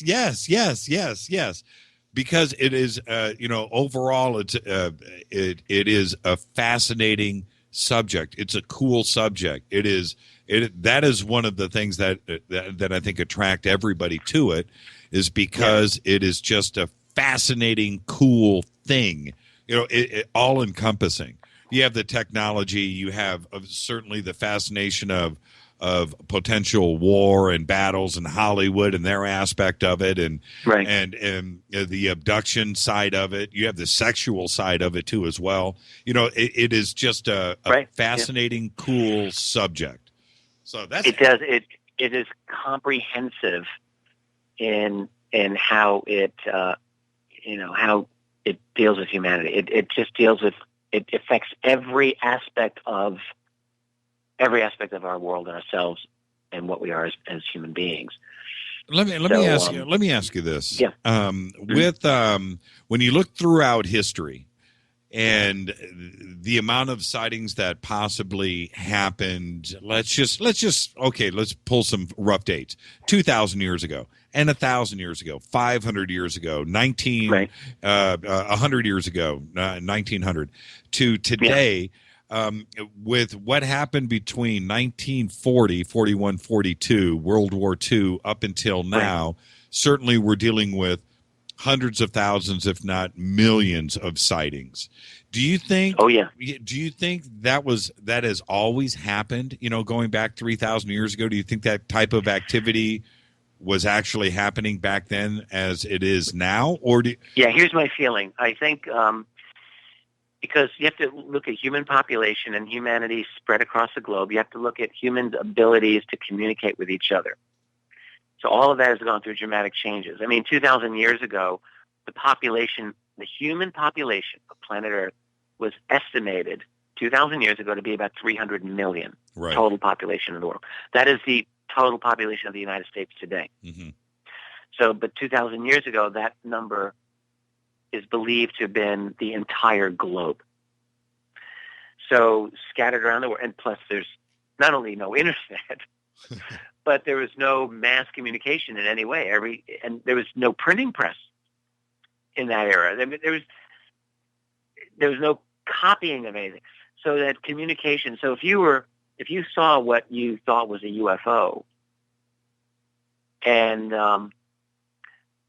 who are you going to communicate to? Because most people didn't live in the grand city of Rome or the big cities. They were in the boonies. You see something, who do you tell? Your family, your neighbors, and where does it go from there? It goes nowhere. So I think there could very well have been a lot of sightings. We do have sporadic reports, stories, let's say is a better word, of interesting phenomena that people have seen. So I think that it seems to me that there's been a presence for a long time. But now it's also true that as our infrastructure improved in terms of being able to record and report, the number of sightings that we've retained has gone up. In the 18th century, in the 19th century, there are actually quite a few that we have. And then in the 20th century, early 20th century, got more still. And then with World War II, it just exploded. Right. Now, the other side of it is that if there is an observing intelligence, all right, you have to look at it from their point of view. Here's humanity just trotting along for thousands of years, basically a civilization of, as I often like to visualize it, horses pulling wooden carts. And that's really humanity 150 years ago and 1,000 years ago and 2,000 years ago. We were pretty much variations on the theme. Suddenly, we get industrialization. Suddenly, we got automobiles, and suddenly we have aircraft, and suddenly we have bombs that are really actually significant, and nuclear bombs. Right. So if there's an observing intelligence and they're watching the Second World War take place, maybe they're thinking, good grief, what are these humans doing? And, oh, my God, they're about to develop nuclear technology, and they've just dropped a couple of atomic bombs. So that, I think, actually, and a lot of people have thought this, would be maybe likely to get more attention. And I've often speculated that because I think you look at the trajectory humanity's on right now, so rapidly, so incredibly fast that we've gone from a very relatively primitive way of existing to what we're at now. I just upgraded my my smartphone today, and it's pretty nifty. I mean, this is just incredible stuff. And so they got to be thinking these humans are about to jump right into our world. I mean, they're a hair's breadth away from nanotech that's advanced AI and quantum computing if they haven't already gotten it. All of these things are going to utterly transform us. So my attitude is anyone who's able to observe us is observing us now. So like we're drawing them to us. This is my hypothesis. Well, so I think that there is more going on now maybe than there would have been. It sounds like you're looking at things in a more philosophical sense too, versus your first 2 or 3 books, where now you're looking at possibly, like why? Okay, why do you think when you look at the amount of, like I just said, hundreds of thousands, if not millions, of sightings now? What is the intention of if just a fraction of those are real and legitimate sightings? Right. That why do you need that amount of interaction? Certainly, we know that we can send 1 probe or 2 probes or 3 probes to Mars. What's the need to? What's the need to do 10,000? So much? Yeah. Why? Maybe because they live here. That's often what I wonder. I mean, maybe because they're not just visiting and sending probes. Maybe because they have an active presence here. Well, I think that's probably the most likely answer. They have their own infrastructure, and we bump into them every now and then. So it's not 10,000 probes. It could be a couple of probes seen 10,000 times. Or yes, I mean, in North America alone, there are over 10,000 UFO reports every year, just from 2 major websites, from the National UFO Reporting Center and the MUFON, the Mutual UFO Network. For 2013, those 2 had a combined, my estimate, my personal estimate, is about 13,000 reports, with probably not a lot of overlap. I'm not saying they're all alien craft, okay? Right. But I'm saying that there's that many reports. There's a lot. So we're talking 30, 40 a day, every day. Now, that's still not even remotely as much as the amount of air traffic that we have. It's about 1/1000th of the actual air traffic that is in North America every year. Sure. I looked into this. So it's still dwarfed by that, but there's still a lot. Is it simply their own air traffic that we're looking at? I don't know the answer to this. And the number could be a lot less than that once you start weeding out good reports. Who knows? Weeding out the bad reports, I mean. One thing I want to just jump into, because we're getting into something that's kind of related. And this is the theme of my workshop, and I would just love the chance to mention to people, if they go to Joshua Tree, if they go to Contact in the Desert, which is just in a little more than a week from now, and if they are interested, I have a workshop on something that I've really never gone over this with audiences in any significant way. Briefly, I did it during my Canadian tour, and I found it was very, very popular. And this is really where the rubber meets the road, in my opinion, and it's all about human encounters with these non-human intelligences. I mean, what is going on with what appears to be non-human intelligence? Let's just put it that way. Well, that's exactly what we're talking about right now. And so I'm going to, continue, because I've got a million questions. Well, I'll just say, I mean, over the course of my research, I've interviewed many people who have had what it seems to be encounters with beings that the only way I could put it is that they don't seem to be from around here. Some of these beings look entirely human, at least in the descriptions that I get from people, but they don't seem quite human in many ways. And then there are other beings who clearly seem to be non-human, whether as a spiritual entity or as an alien, as an extraterrestrial. Sometimes some of these encounters that people have appear to be military encounters as well. So my thing is, whether these encounters were perceived as a positive experience or as a negative experience, and you get both, what you do see, what I've seen, is that these experiences are always felt very deeply, and they often will catalyze a major change to the person's life. And the larger question that I want to ask is what exactly is going on? Who are the players? So during the workshop, essentially what I'll be doing is just sharing some of my previously undiscussed research. I do have a fair amount of it.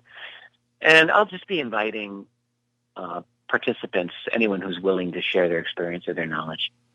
With these encounters to come forward. Okay, with these encounters, I think there is a very small amount of it is violent, or Travis Walton-ish, if you understand what I'm the comparison that I'm making. Sure, yeah. Most of it is benevolent. Most of it is a message. Most of it is about good things, the direction of humanity. Is that? Do you think it could be coming from somebody's own mind? And I guess what I'm trying to say is it what humanity, you and I, want from these encounters? Do you understand what I'm saying? We don't want to be raped. We don't want to be, violated. Yeah. And what we do want to get from it is answers. And do you think that's what it is? That possibly it's what we're asking, and it's what we want from these encounters? I think that's true to some extent. I think that there are people who are, and this is not that they're fakers or they're liars, but there are people who I do think confabulate certain encounters. There are people who will talk about getting downloads. They use that word a lot. Right. Of information. I'm not saying that's not true, by the way. I'm not there to receive the download, so I can't say yes or no. And I'm not saying no to all of them. But I do suspect that in some of these cases, that these people are, I think there are some delusional people who have what I think are experiences. I do believe that. On the other hand, I'm going to tell you, I have now at this point, I've done interviews with a number of people who've had positively freaky encounters with real beings, not spiritual, not in their mind, real beings who show every indication of not being of the civilization. And they look human, but it becomes very evident that they're not. And I know this sounds just totally off the wall to someone who's never heard these stories before. Well, give us one. I'm telling you, I've encountered enough of them. Give us one. Sure. Well, this is one that I don't think I've ever given before, but I'll mention it now. During my Canadian tour, I met a number of people because I started talking about this type of phenomenon during my tour. I did a 12-city lecture tour of Canada just in May and June of this year. And a number of people would come up to me after and just share their experiences. And so all across the nation of Canada. And I met a number of these people. One gentleman that I spoke with at length, and I have a lot of notes with him. I should review my notes, but I'm just going off of memory here.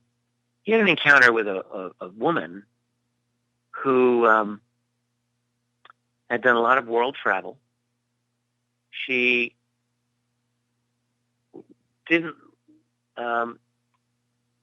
look like any ethnic group in Canada that you would get. Like she look native, but she had a slightly darker complexion. She didn't look Anglo-Canadian in any way. She was unusual, but she was Canadian. And the thing that really, and she had just flown in from Kuwait. So she was like a world traveler, but she was Canadian.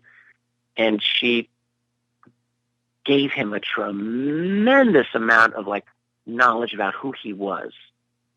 Like that she should not have known. Mm-hmm. She knew a lot about him. And then she just dove right into the whole subject of UFOs and aliens. And she ended up scaring the hell out of this guy. He ended up having a meeting with her.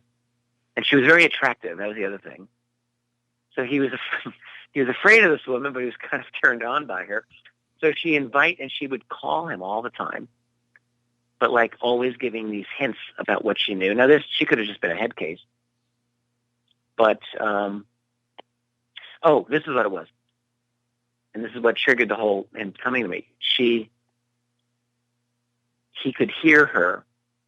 He could hear her thinking, like at least on one or two occasions. And she could hear him thinking. There was a telepathic thing going on. There was a meeting, one final meeting he had with her and a friend of hers where, I probably shouldn't go over this one yet because I'm trying to remember the details. And I know I'm getting it wrong. But she physically assaulted him, but in such a way, like sexually assaulted him, in such a way that he was convinced that she was not human. And I'm not giving you a very persuasive account here, but the way he told it to me, I thought he's absolutely right. I'll tell you another one. I've said this one once or twice, but you may not have heard. I got two encounters almost back-to-back on opposite sides of the country. One from a retired U.S. colonel, Air Force colonel. One from a woman who lived a quiet life in western Pennsylvania. Both of them, independently, from opposite sides of the country, told me stories about meeting with blonde, telepathic, male-female couples who, when they heard these beings thinking, and they heard the beings thinking, like the woman was a teenage girl at the time in church, and she saw this blonde couple in front of her sit down. They were absolutely drop-dead gorgeous, male-female.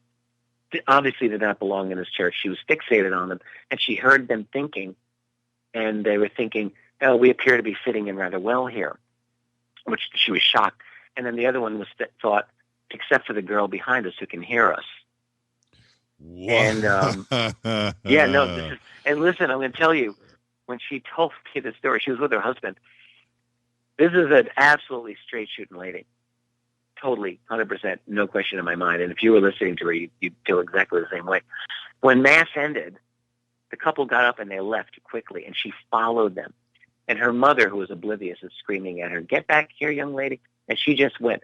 And she chased them out of the church, across a parking lot, down this little hill, and she saw them moving very fast toward a wooded area.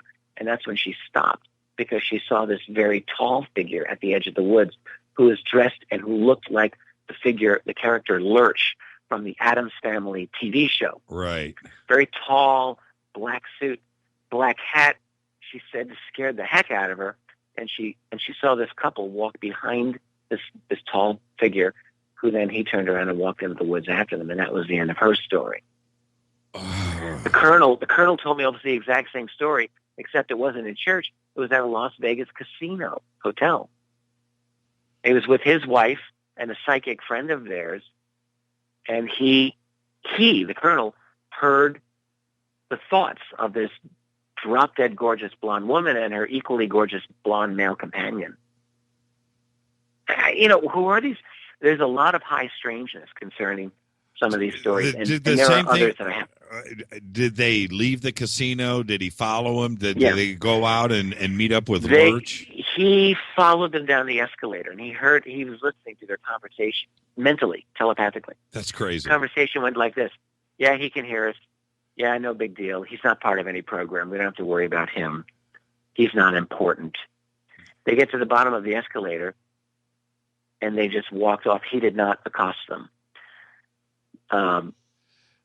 If that Now, happened to you, there's other strange things about them. well, if that happened to you, Richard, if that happened to you, the same encounter, right? A couple, blah blah blah, and you hear Would this I chase them down? No, would you tell us about it? You know what I mean? Would you? That's a good question. Yeah, I think ultimately, I think that I would. It's a hard thing to talk about. It is, particularly if you do research like I do. I'm not supposed to be an experiencer. I'm supposed to be the guy who does the research. Right. So if I had an experience like that, I think that I would come out with it. Sure. I mean, I've had UFO sightings. I don't have any hesitation talking about those. Right. They're not any great shakes. Many people have more dramatic sightings than what I had, but they were interesting. Right. So no, if I have a personal experience like that, I suspect I would talk about it after I process it and figure out what I just dealt with. Well, you also own your own publishing company now, so you don't have to sweat the small stuff. So you could. Oh no, I sweat everything. I sweat everything. I have 3 authors right now who are waiting for their books to be published. It never stops. Calling all day. When? Yes, absolutely. Yeah. And actually, they're being really nice and patient for the most part. It's been a busy year, and 2 of the 3 books are just about ready now. The other one will be ready shortly. And then I have my own book to do. So the work never stops. It just never stops. We're at the top of the hour, and we'll take a quick break for a second, then we'll come back and take some phone calls. What are the 3 books that are getting ready to come out? Yeah, one is by Dr. Bruce Maccabee, who's been a researcher in this field forever. And right on. It's a book called, it's a dramatic revision of a book he did years ago. It's called The UFO FBI CIA Connection. His older book was UFO FBI Connection. That book's going to be out soon, and I'm going to tell you, that's an excellent book. Excellent. I can't wait for that. Book. Maccabee's a superb researcher. I have a book by a lady named Laurie McDonald, this is a book that's not along the lines that I normally publish, but I have published something similar to this. This is a book called Help for the Haunted. Laurie is a ghost hunter. Yes. And she's a really good one. Yes. She and she's put together a really well organized, a nicely done book, nicely illustrated, but it's really nicely put together on the whole aspect of what do you do if you really think you've got some serious stuff going on in your house and you don't know how to deal with it? How do you determine such a thing? How do you who do you call in, or how do you deal with it yourself if you need to?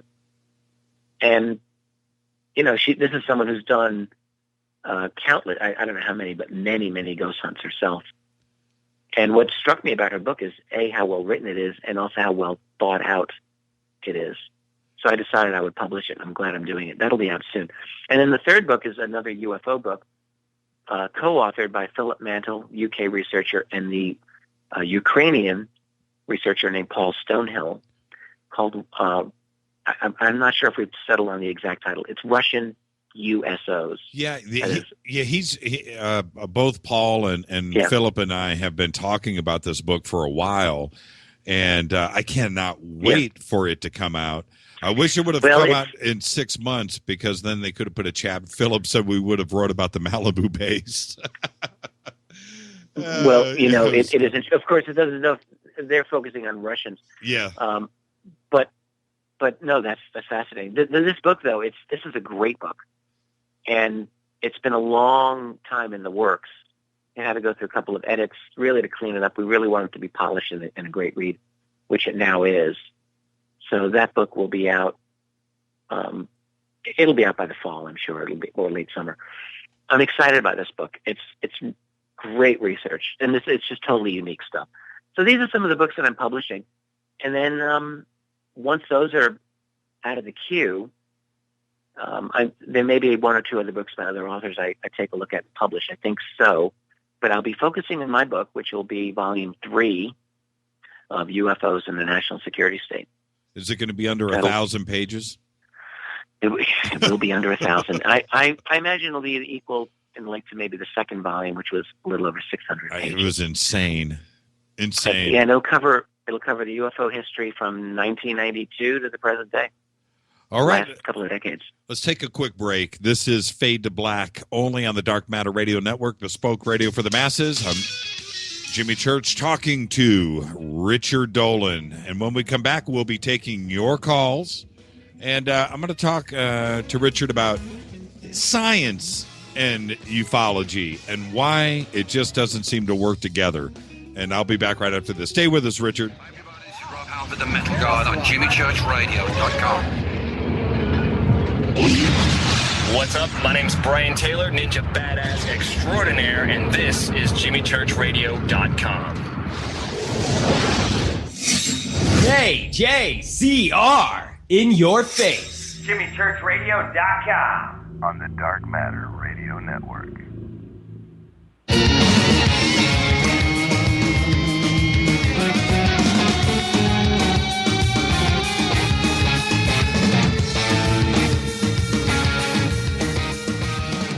All right, everybody. Now, I'm tweeting.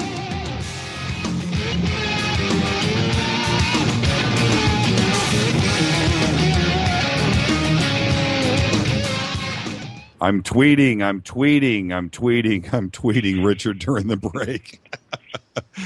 Cool. Hey, with your show, okay, we're taking your calls right now. Phone lines are open. 323-825-5045. 323-825-5045. Also, if you want to Skype in, Fade to Black 14 is what you want to do. Now, you do your own radio show at KGRA. Do you tweet during the show and email and take calls and get crazy like we do each night on this show? I have done that kind of a thing. Like when I first started my show, which originally was not called the Richard Dolan Show. I called it Truth Out Radio for a little while, and I renamed it. It was originally a 3-hour format, and it was kind of crazy because I had this idea that I wasn't even going to have guests. I said, screw that, man. I want my own platform to talk about my own thing. Because I've been I'm guest on many shows, like I'm a guest here on your show, so I get to talk about that. But what I found for many of them is I would talk about the same thing over and over again. People would ask me the same questions. By the way, you don't. But a lot of times people would. Right. And I was getting bored. I just thought, I don't want to do this. So I would like my own platform to talk about my own interests. And Race Hobbs, who is my producer and has become such a good friend of mine, he approached me, I guess almost 3 years ago, and said, hey, I'd like you to ask if you would do this. And I thought, yeah, I think I will. And my initial format was, I said, I want 3 hours, and I'm going to do it myself, and we'll have call-ins the last hour. And he said, fine. That what I discovered is that it's really hard work when you don't have any producing help. You have no researchers. You're just like doing it to come up with that much content, fresh content every week. But I did it, and then I would have call-ins for the last hour. But like tweeting, I wouldn't do. But there's a chat room, so I would like kind of monitor the chat room. Now, in the last couple of years, I just said, you know what, 3 hours is killing me too much. So I did 2 hours, and I don't do call-ins anymore. Wow, 2 hours. 2 hours, I could do that standing on my head. Oh, that would. Oh, yeah. Sounds like heaven. What I do is I still plan it out. I like to have a kind of a general sort of idea of where I'm going, but a lot of it is I'll wing it. But I have no guests. So think about it. If you go in there with no guests, you could really. It's easy to sound like you're babbling if you have no plan. So I always have to plan it out. If I have a guest, that's nice because then I could just bounce off of that person. Sure. But I love doing it, and I've always been kind of a big mouth, and if I have something on my mind, I like to say it, and my program gives me the platform. So I'll just give a plug for it. It's KGRAradio.com. It's called The Richard Dolan Show, and I do it every Monday night, 9 to 11 Eastern. Now, So 6 to 8 Eastern, Pacific, I guess, right? Now, those KGRA, those guys are in Philly, right? Or Am I No, wrong? no. Race, my producer, Race Hobbs, he's in Northwest Arkansas. Okay. He's down south. And that's really where all the production stuff is. We have Why was I Lauren thinking? Kutz, who's up there. He's in Oregon, but mostly it's out of Arkansas. But Chase and everybody else, where does she live? Chase lives in Georgia. Chase Kletsky. Right. She's like my sister. Right. She's down near Savannah. She's great, by the way. Just great. Chase is one of those wonderful people. Just fabulous in every way. I was a guest at her home once. Just great. I mean, the people who do the shows, they're from all over the place. I for some reason I thought that KGRA was like in Philly. I don't know why, and that there was a production facility there. I don't know where I read that or why I'm thinking no, that. I don't think so. Is there a central production facility for KGRA, or is it just all internet based? It's all internet. Okay, I got you. It's all internet. So yeah. Chase does it from her house. You do it from your house up in that's right. in New York. I get you. I'm in Rochester, New York. I've always been intimidated by Chase. I've thought about having her on the show, but man, she's smart. No, bring her on. You should have her on your show. I would love to have her on. Because I publish her book. That's right. And if you have her on your show, that's more book sales, and I'm happy. No, I'm just serious. Chase, let me tell you, Chase wrote a book called Admissible, and I'm listed as a co-author, which I feel is very generous on her part. She wanted me to be listed as a co-author. I did help significantly with organizing and putting this book together. So on that basis, I had a big contribution to it. But it was her brainchild. And the book is all about how properly to do an investigation of the weird, whether it's a UFO case, whether it's a cryptid creature sighting, or whether it's a ghost or paranormal. Chase has done all of those. And I'm going to tell you, she organized the methodology in a way that I don't think you'd find in any other. There's no other manual out there that I'm aware of that's done what she was able to do in such a clear way. Well, like the MUFON Investigator manual, maybe, but that's so long and it's so difficult to go through. It's so badly written, to be honest with you. Right. Chase put together something that's very kind of readable. Well, with her, I used to go back and listen. I don't have the time like I used to, but I used to go and listen to her show, and not to say that I was influenced by it. If anything else, I was intimidated by it in that she's so smooth and so smart and has got a very slickly done show. And I'd be like, man, I'm going to tell her you said that. She'll like to hear it. I'm being serious. And I just thought I would love. She's taking a break. She's not doing her show now. I didn't know that. Okay, well, tell her to come recently, on. I'd like her to do her show again, but she has to want to do it. I think. I know she enjoyed it, but I think she just wanted to spend a little more time with family. She has other priorities right now. Right. So everyone does these things for a certain. What about Ryan Sprague? What do you think of that guy? I like Ryan. Ryan's a young guy. He's about 30, so to me that's young. Yes, he is young. He's a really smart, dedicated. He's one of these people. You look at him and he could very well be part of the big future of UFO research in the years forward. He is working on a book, and in fact, he and I have talked about having me publish it, and I will certainly be interested in publishing it when it's ready. Yeah, I told him, bring it on. I said, Ryan, anytime you want to come on the show, come on in. You know what? We've got some calls backed up here, Richard, so let's get to one. Sure, let's take them. Let's do it. Hey, Dino, how you doing? Good evening. One of the top shows tonight. I tried not to rush to the head of the line, but no one was calling. No, there a couple came in, dropped out. There's one behind you, but it doesn't matter, Dino. It's you and Richard Dolan, mano y mano. Okay. Well, someone on the Twitter accused one of the other tweeters of being me. It wasn't me. I don't tweet. Oh, you guys go play nice in the sandbox now, Dino. Okay. Yeah. So anyway. Okay. Well, anyway, I can't. I hope I can hear Richard. Hello, Richard. Hi, Dino. I can hear you. Well, can you hear me? Yeah. Everybody can hear each other. Okay. All right. Well, anyhow, Richard, I thought I stayed up for 24 hours. No, I didn't. But I was thinking, you're one of my favorite. I call you the chief information officer of the movement now. And thank you. Like you, I was trying to think what I would ask you, because there's so many things I hope someday to be able to talk with you. And the key thing is, I'm not a paranormal person, but after many years of, like you, of looking into this and studying, you're one of the key people who, like me, takes a logical approach. And you're a historian. And when I try to turn other people on to this subject to let them realize it's not a cuckoo out there subject, you're one of the people I ask them to look up on the internet.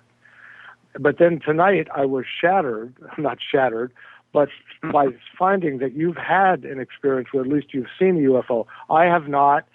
To my knowledge, I have not met any alien entities, and I'm trying to be politically correct. I know there's a new language We're supposed to use, the others, but I'm reading your book. I'm supporting Stephen Bassett in disclosure. I've even given him some money, and I want to know what you feel will happen and why you feel this will happen. I know you've written a whole book on it.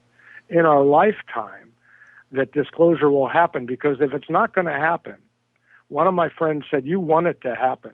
I don't know if that's the case. I would be accepted if it happened, but I'd have plenty of stuff to do on my weeknights. I could go back to being entertained instead of having to think what to ask these great guests. So what is it that Thank you, What Nina. is it- I often feel what the is it same that way. you what feel, you and then I just want said, a follow-up Yeah. question to this quickly. But what is it you feel, Richard, that with your research side, not your the people you've met, that will make it disclosure happen in my lifetime? Because I'm getting up there. Thank you, Dino. Yeah. No, thanks for asking. You mentioned a couple of salient points here. Regarding the UFO sighting, by the way, I had two. I didn't have one. But again, I wouldn't say that either of them were astonishing. One was in 1999, spring, about a year before my first book came out. And it was just an odd thing. I was with my son, who at the time was 3 years old. He's now 18. And in front of my house, there was a clear blue sky. I saw a bright object, intensely bright object in the daytime sky. And I wasn't thinking UFO. I was just thinking that is the most reflective thing I've ever seen in the sky ever. What could it be? Right. And it wouldn't resolve itself into a shape. And when I looked away for one split second, I looked back and it was just, it disappeared. It was a strange experience, because I had this thought in my head the whole time: don't look away, don't look away. If you look away, you'll never see it again. But I had to look away because my son was demanding my attention, and I literally for 1 second I turned away and it was gone. I just thought that was bizarre.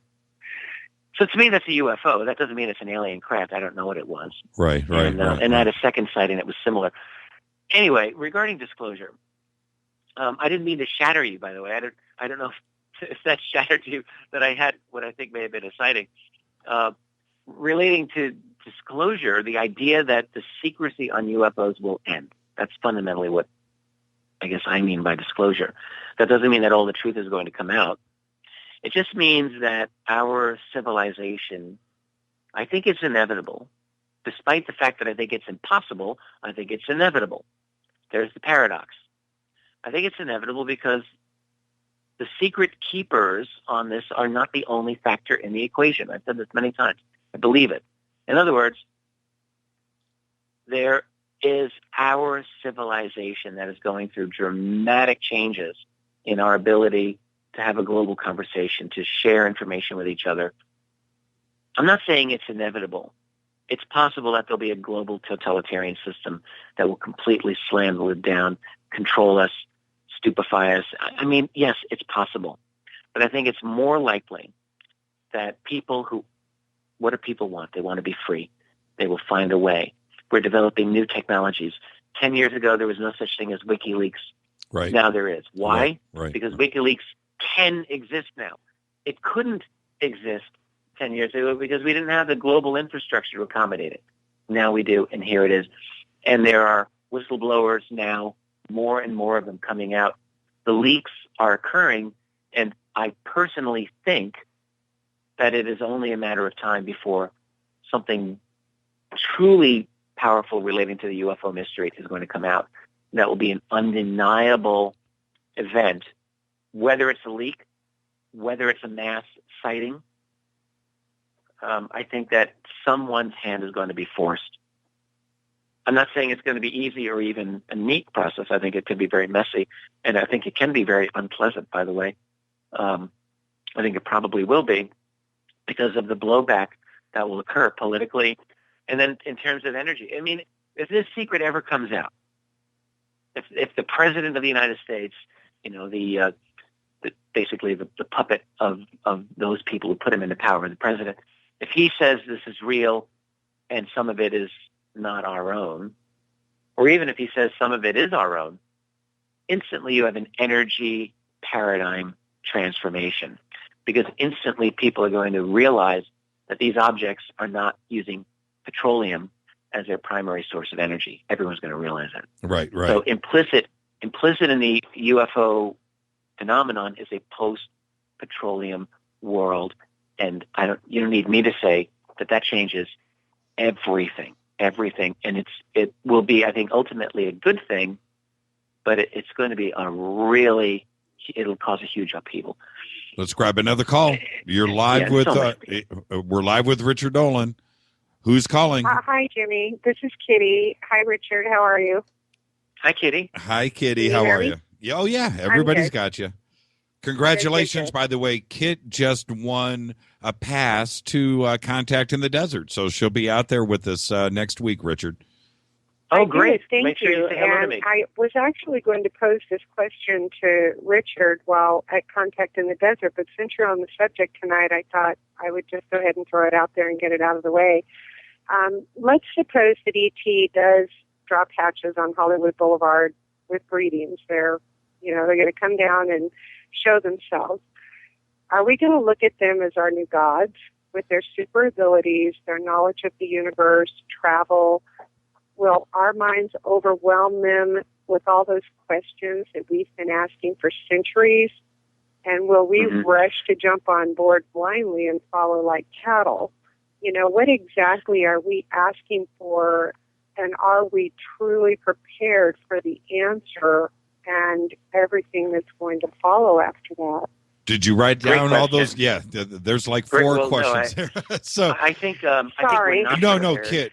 Thank you for that, and we'll see you. Yeah, we'll see you next week, or actually tomorrow night on the show. But thank you, Kit. Okay, thanks so much. All the best. I think that we're not ready as a society, as a civilization, as a species. I think most of us are not ready to deal with this, and frankly, I think we may never be ready. But that's not going to stop it from happening. Whether they'll actually land and overtly make contact, I'm not sure that really will. I don't know if that will happen in our lifetimes or beyond. I think disclosure is a different thing than that. It's almost as if, like, if we were to announce ourselves to primates in the depths of the African jungle. Would we go up and shake hands with the gorillas down in and establish diplomatic relations with them? I don't think that we would. I don't think that we would feel it's appropriate. And I think these other beings, insofar as they communicate with us, are at a totally different level. Now, there are people who claim that they get communications from them. That may be. But I think from their point of view, I'm just speculating here, but I think dealing with humanity could be a really huge hassle. What about the second half of her question, which I thought was interesting? Would we look at them as gods? Yes, would we look at them as gods? I think a lot of people would. Yeah, I think that would be an inevitability. That's why I'm thinking I don't think we're ready, because if they were to truly make themselves known to us, the writer Whitley Strieber, who has had experiences. I believe that Whitley has had experiences with him, and he's written about it a lot. One thing that he said is, when you're face to face with these creatures, beings, it's almost like you psychically can't handle it, because it's like they see your soul naked, like they can peer right into you. And he said, you've got to be really strong, and it's very difficult to handle that. They're at a level, a mental, psychic level, that it would be like a cowering animal, a cowering dog in front of your person. If you've done And that's how Whitley characterized it. And if there's any truth to that, at least to some of these beings, you can really see why there might be real secrecy, actually. Could be if there are these other entities that we just cannot handle. If they disrupt our psychic field, as it were, if they disrupt our thought processes, as it were, or if they just scare the hell out of us and we can't help it, then that would be a problem. And I don't know that that's the case in every instance, because there are people who have what they believe are very positive experiences at times. But there are these other encounters that I have to wonder about. I hate it when people, and I'm about to do what I really abhor. I just a test, which is this: when you make a comparison to a movie. But go with me on this. You remember in Galaxy Quest, right, where they had okay, and when she reveals herself, and she's like some freaked out. She transforms, and she's like an octopus. Okay, now that would and so. In that presentation, we're looking at ourselves, so we're comfortable with that. You know what I mean? We're looking at another human form. And when you talk about these, beautiful blondes, right, and the good-looking male part with it as well, that is what we need to feel comfortable, or they think that that's what we need to see to be to be comfortable. And I don't know if we would be prepared to see the real self. And the reason why I say that is when we were talking about Fatima last night with Barry Taff, and where wow. Yeah.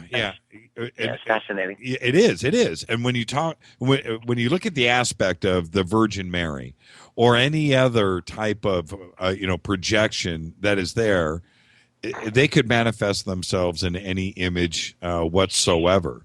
So we may not want to see the natural self. I mean, because whatever it is on another planet, it can't.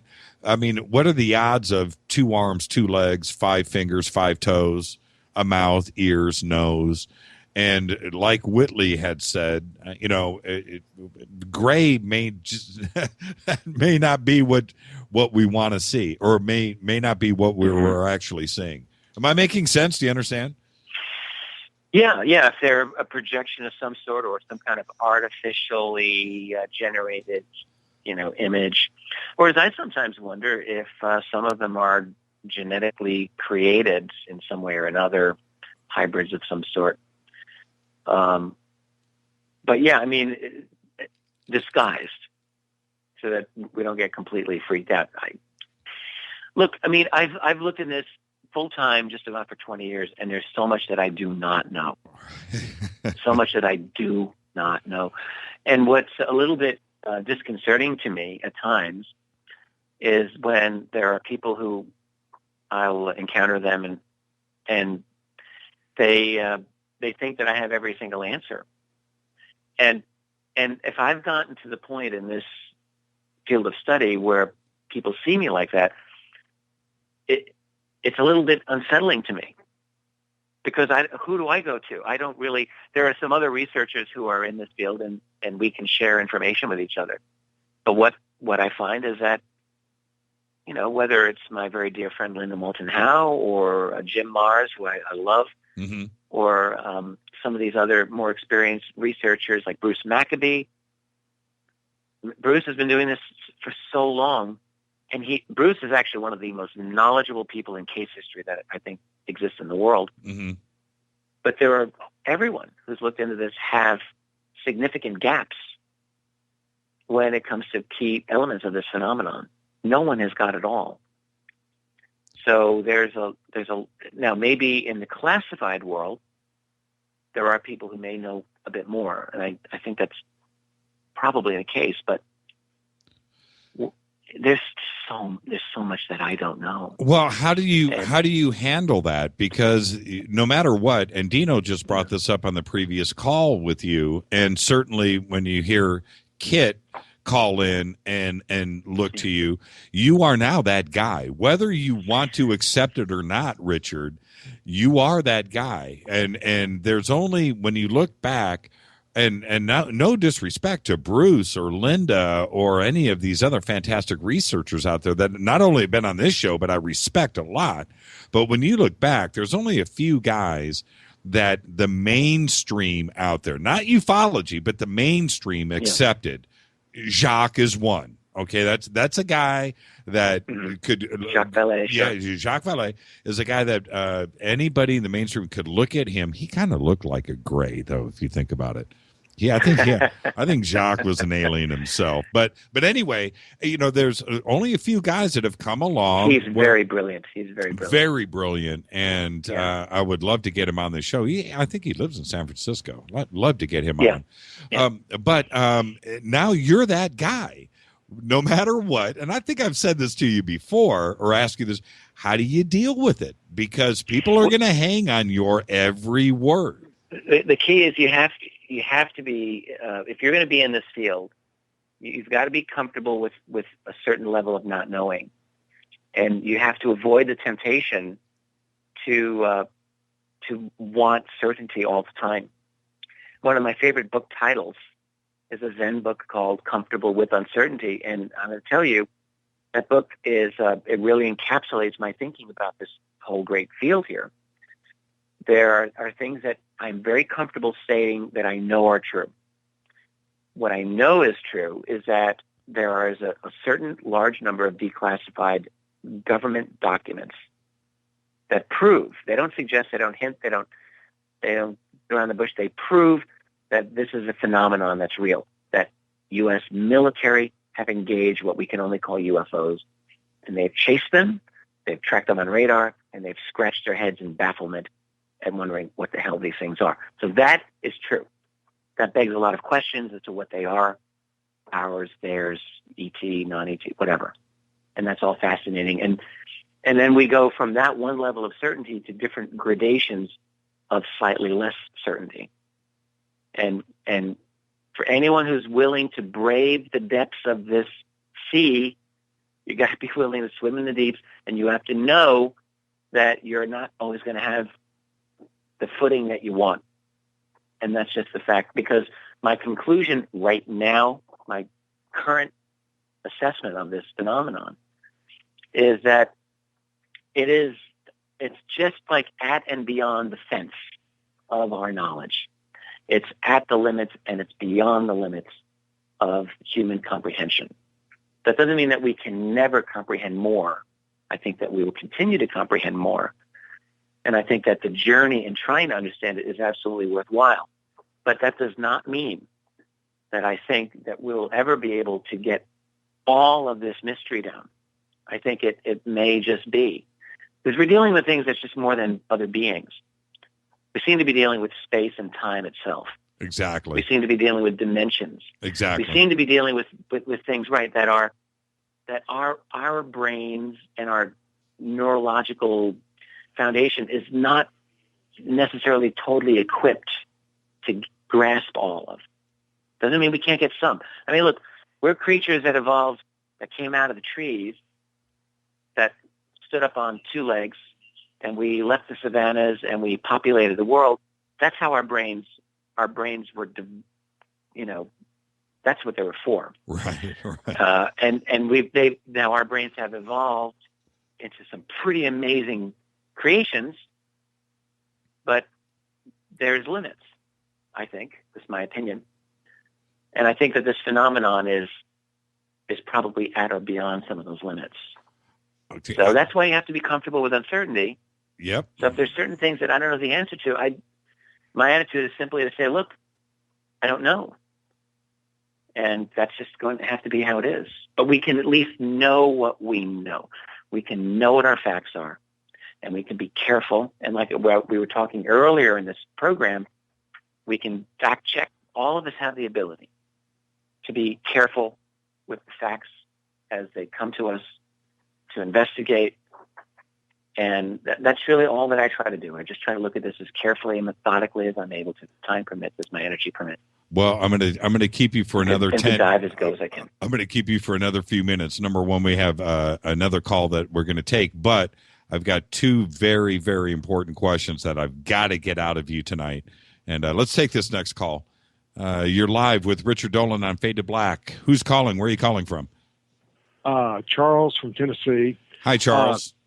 How are you doing? I had an encounter with some of the unique people. I've had two of them in the past 10 years in Knoxville, Tennessee. And the last was at a doctor's appointment it was last year, the very first of this year. No, it was last year, last fall.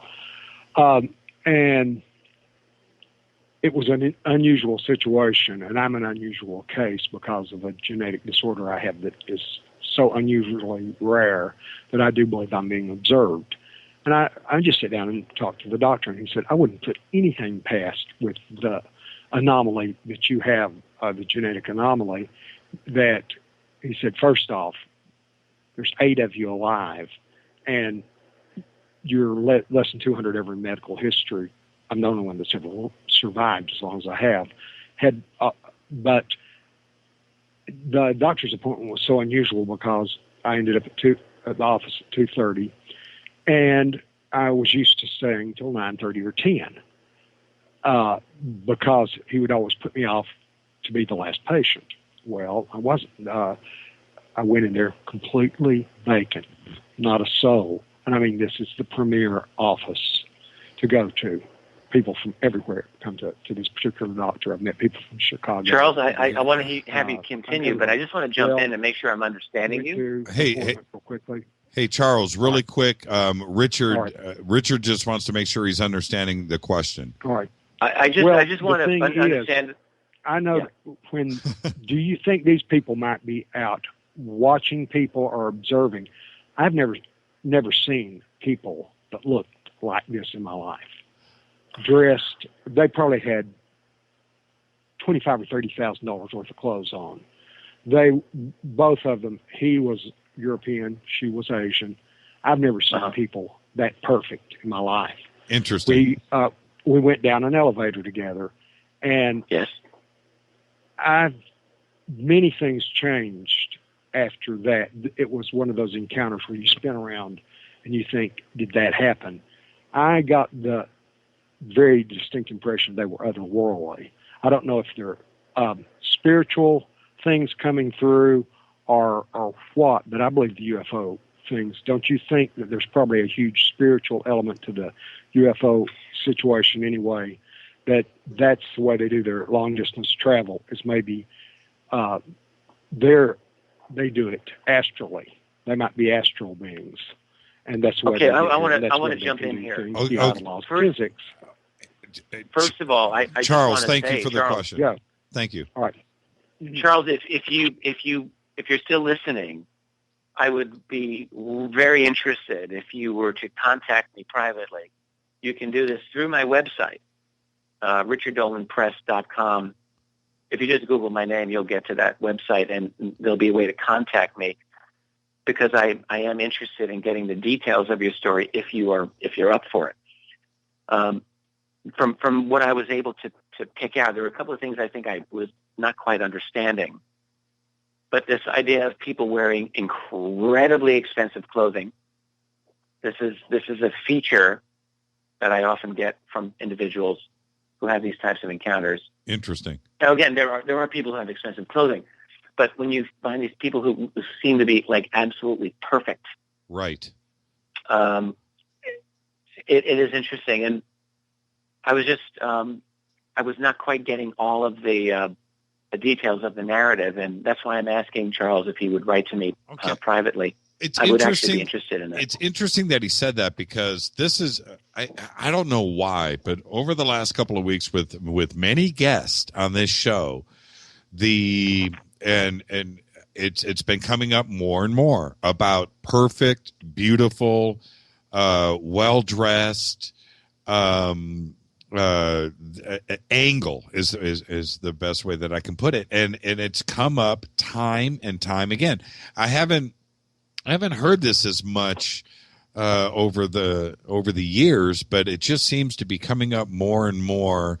And last night Barry Taff mentioned this 3 or 4 times last night, and I don't want to. I want people to understand that everything, all options are always on the table. And when you hear somebody describe something like this, and then he comes on tonight and he's telling the same story, you did it yourself with the colonel and the girl in the church, the same thing. Yep. And he comes on and he's talking about it. I had Barry talking about it last night, and all with psychic connections, by the way. And what did he just, it's.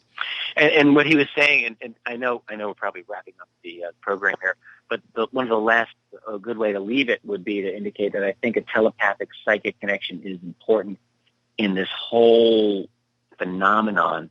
And I do, my opinion is that one of the things that they're interested in us is to the extent that we may have such capabilities.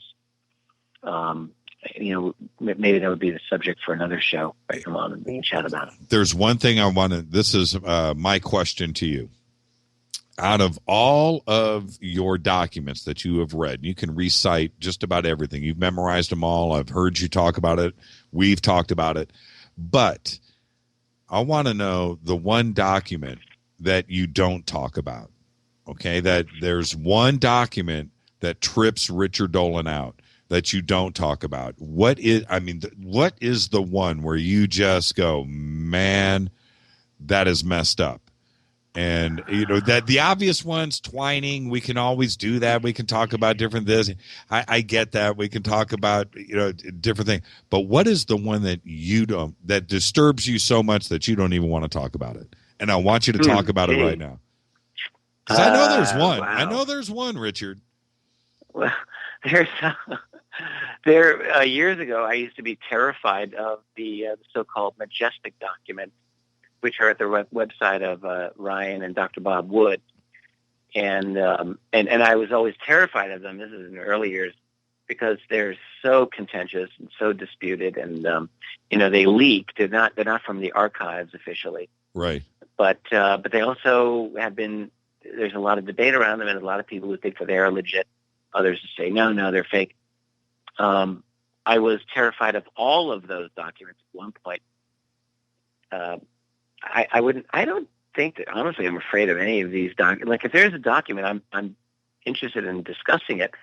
I think the majestic documents, for the most part, are probably legit. Here's one that I never talk about. One of those majestic documents is the Psalm 101, the so-called Special Operations Manual 101. Right. Which, someone can look up. And this is I don't know how many pages, maybe 30-page document or so. It's a photocopied manual of how to deal with crash UFOs and recovery of bodies. And it's incredibly well put together. It's exceptionally detailed. It seems totally right on as to how such a manual would be written back in the 1950s. And my opinion is that that's probably a legitimate document. I think so, but too. I don't talk about it much. Yeah. I think so, too. And forget about everything else in that document. You know what's crazy about that document is the cover. It looks like a no question government issued written a cover to a manual. It doesn't look faked. It doesn't look like somebody's idea. It looks totally legitimate. Right. It looks totally legitimate. It totally. Some of the other MJ12 and it reads exactly right. It does. It does. That document has the completely. And then when you look at the provenance of that document, this is a long story. I don't know how late it's for you. I'm 3 hours ahead of you, so I'm going to have to tag out. Yeah. We're about done. Yeah, but it looks and reads and feels exactly right. And when you look at the history of how that document came out, it actually is all. I think it checks out very well. So I guess that would be one. I should, maybe I'll start talking about that a little bit more. But my policy has always been to talk exclusively about documents about which there is no argument. And that's one reason I've kind of avoided documents like that one and some of these others that are disputed. Even like the so-called Marilyn Monroe document, which came out, more than 10 years ago. This is one day before her death, which I believe was a murder. And it was a CIA document talking about her being ready to out the Kennedys and UFO secrets and so forth. And I think that's a legitimate document. I do too. I spent a show talking about that document and looking at it. Oh, did you? Yeah. Yeah, it's just the way it's not. Well, you can look at it and see the look and feel of it, but it's the verbiage. It's the way that it's written that is so uncomfortable. Verbiage and particular physical details of the document itself. Mm-hmm. All of this is probably more to get into than we could, but there's a lot to support that one. I got to thank you, Richard, for coming on. And let's really quick before I let you go, how many seminars are you going to do? Lectures at? Are you doing 3 or are you doing 4? I'm doing 3 total: 2 lectures and a workshop. So the lectures are one is on military encounters with UFOs. One is on, as I said, 6 reasons why UFOs rock our world. And then the workshop is on human encounters with these apparent non-humans. And, we're going to get into some very, very strange encounters. And I'm going to I'll be talking, but I'll also lead a discussion to the extent that people want to talk and share their experiences. It's going to be great. And what day are you getting there? Are you going to arrive on Friday? I just learned today that my flight had been arranged. So I'll be flying in late Thursday. Yeah. So I'll be there all day Friday. Cool. I have to double check, but I think that's what they just did. After party is at my room Friday night. I'm just letting you know. All right, well, I'll look for you.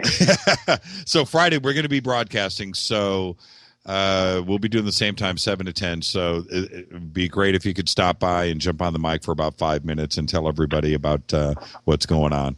All right. Everybody is going to be gathered wherever we are. Steve Murillo, by the way, and us, we've got a little area together.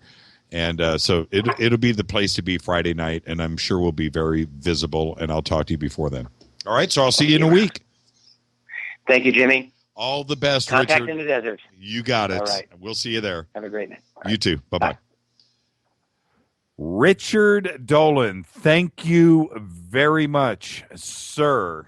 I have nothing but the best to say about that man. And I cannot wait. 1 week from today, Contact in the Desert. Now, that was a conversation that took up, I can't imagine us finding the time to do anything else. And I didn't get to any email again tonight. I apologize for that. I'm going to kind of scan through some of it on this break. This is Fade to Black, only on the Dark Matter Radio Network. I'm your host, Jimmy Church. Follow us on Twitter, @JChurchRadio. #DMRadioNet. Thank you, Richard Dolan. I'll be back with more thoughts after this. Stay with us.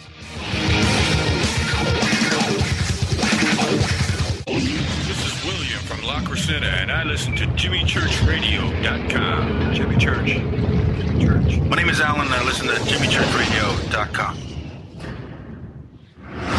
He's always giving it to you straight. JimmyChurchRadio.com. On the Dark Matter Radio Network. Hi, this is Rob Reiner from Anvil, and you're listening to JimmyChurchRadio.com. What's up? I'm Chris. What up? This is Kyle Massey, and you're listening to Jimmy Church Radio, the Revolution.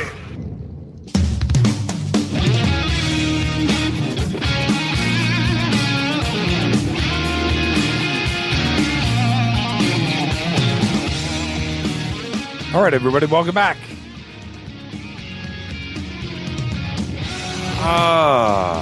What a week on the radio. Oh, man.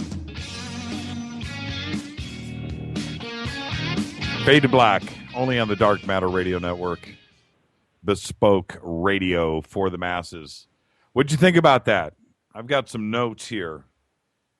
What'd you think about that? The thing is, with Richard, is when he has a way, and it's this. When Richard Dolan speaks, when you sit and watch not only what he did at the citizens hearing, and some people call it the greatest 10 minutes and greatest 10-minute speech ever and ufology and so forth. When Richard speaks, he delivers in such a way. I hope he's listening right now. He delivers in such a way that you just want to, not believe is the wrong word. You just want to absorb. He's like a teacher, is what it is. When you have a good teacher that is up in front of you and is engaging in a class, you want to take your notes. You don't doze off. You're not sleepy. You're not tired. You get to that teacher's class and you're in there and you just absorb. That's the word I was trying to get out. And with Richard, it's just that. You want to absorb everything that he is saying. And that's, for me, just like you. I'm sitting here tonight listening to Richard. I'm lucky in that I get to be the guy that gets to engage and ask the questions. But I'm hanging on every word just like you guys. And that was just absolutely fantastic. Now, what was different from the last couple of times that he's been with us, and certainly the first interview that we did with Richard, was that, I want to be you. I want to ask Richard those questions that he never gets asked. I want him to step outside of the box a little bit and talk about him. So I didn't know he's from Brooklyn. And I think that has a lot to do with things. And I just wanted Richard to talk outside of the box. I didn't want him to do those things that we are used to. That's all. And I think we got that tonight in spades. Man, that was just awesome. I myself, yeah, I'm looking at Leslie. He hypnotizes you. He hypnotized you with his intelligence. And it's not, I'm reading. Yeah, exactly. I'm with everybody here. In case you're wondering what I'm doing, I'm blowing through Twitter on TweetDeck. But exactly, you just want to absorb. And trust me on this, everybody. Listen. When I end a show like this, if you think you're tired, my brain, and I've got to go and digest. And I very rarely ever go back and listen to a show. In fact, out of the last, we're approaching 100 shows now this year, 100, if you can believe that. I have not listened to one. Do you believe that? I have not listened to one show on repeat. Not a show. That's it. I don't do it. I can't do it. Well, also it takes time, but I can't do it. But Richard, I think I might go back and listen to this one. He had stuff to say. All right. Let's blow through some email here really quick. I apologize. Again, all of this is going to be for Richard Dolan. What does Richard think about Richard Hoagland, the two Richards? Look, let me address this issue here.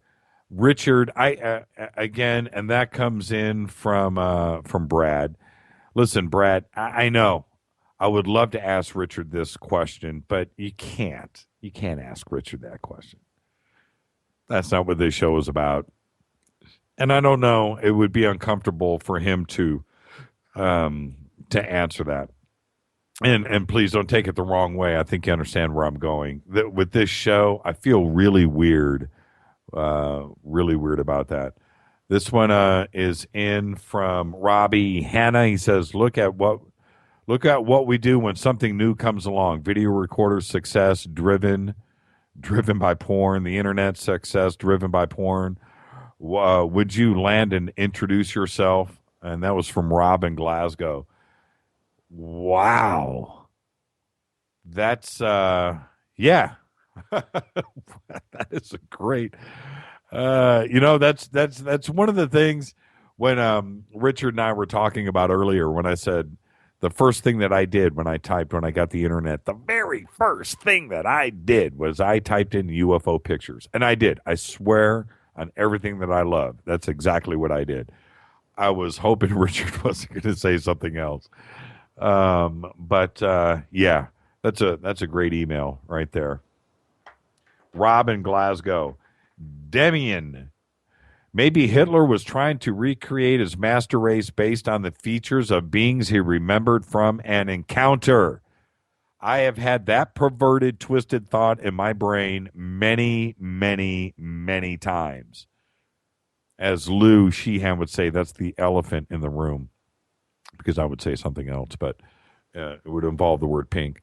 But yeah, that's that is the question that nobody wants to really put on the table and address when we talk about possible alien influence and flying saucers and anti-gravity and other technology that the Third Reich had in World War II.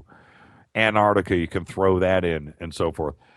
That the whole blonde Nordic question doesn't get talked about when you throw Hitler into the mix. It doesn't get talked about. We all know why. Nobody, it's a taboo subject. Nobody wants to talk about Hitler and the Third Reich. But that element right there, it's something that should be addressed and talked about. I don't even like saying Hitler's name. It bothers me.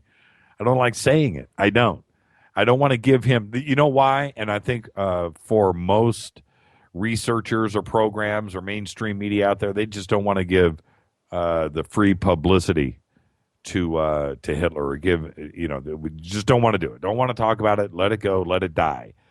But if there is a connection, if there is an alien connection, then maybe that could be part of it. And that's why, because he didn't have blonde hair. What was his fascination with that? The perfect blonde man and woman with that image.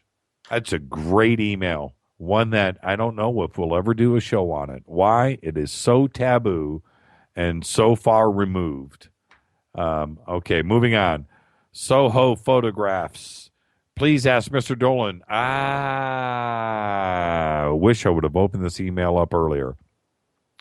The Soho satellite images. And one of them that I pictured, that I posted up here, and I discussed it ad nauseum. I mean, I ran it into the ground. That Anunnaki-looking, eagle-shaped, huge craft coming from around the sun. Yeah, I don't know. I don't know if he's ever seen it. Ufology researchers. Hi, Jimmy. I've met one or two bad apples in ufology that are big liars and phonies, and they are big names in the field. What can you do when you run across these bad apples? Believe they exist, and I believe they are for a reason. Well, okay. That's from Roger. Roger number 2.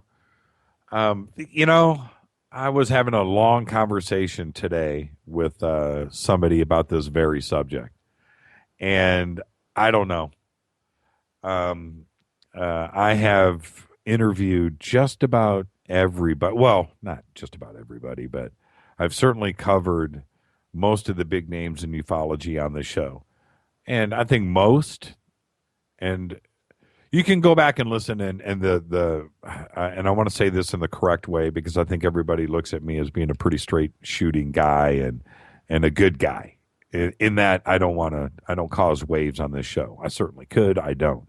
I've had the opportunity. Everybody knows that has listened to the show knows that things could have gone south many times, and I've chosen not to.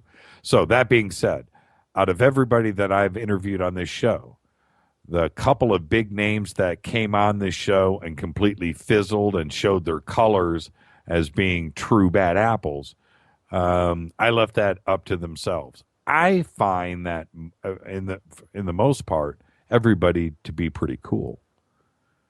Okay, and the two or three that came on the show and showed themselves to be a bad apple, that was not, how do I say this? I didn't have anything to do with that. And so when somebody does it voluntarily and just completely goes south and goes negative in a public forum like this, when this is just supposed to be fun and entertainment and learning and knowledge, that's it.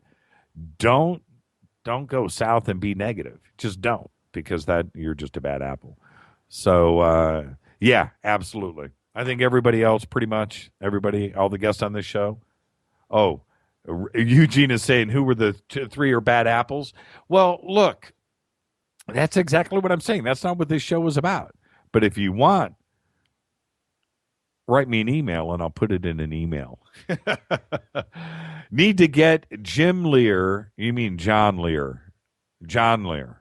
You're talking about John Lear? I don't know a Jim Lear. You mean John Lear on the show. David Hatcher Childress. David Hatcher Childress. Millions of pounds of rocks. And I ask you, how could they have done that?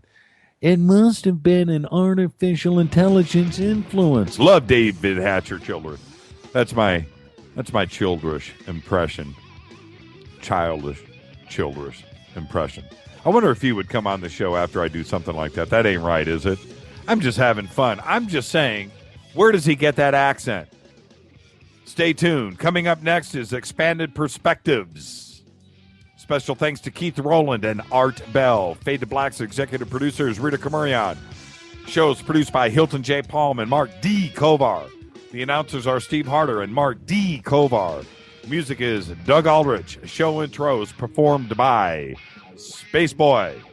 Fade to Black is produced by KJCR for the Dark Matter Radio Network.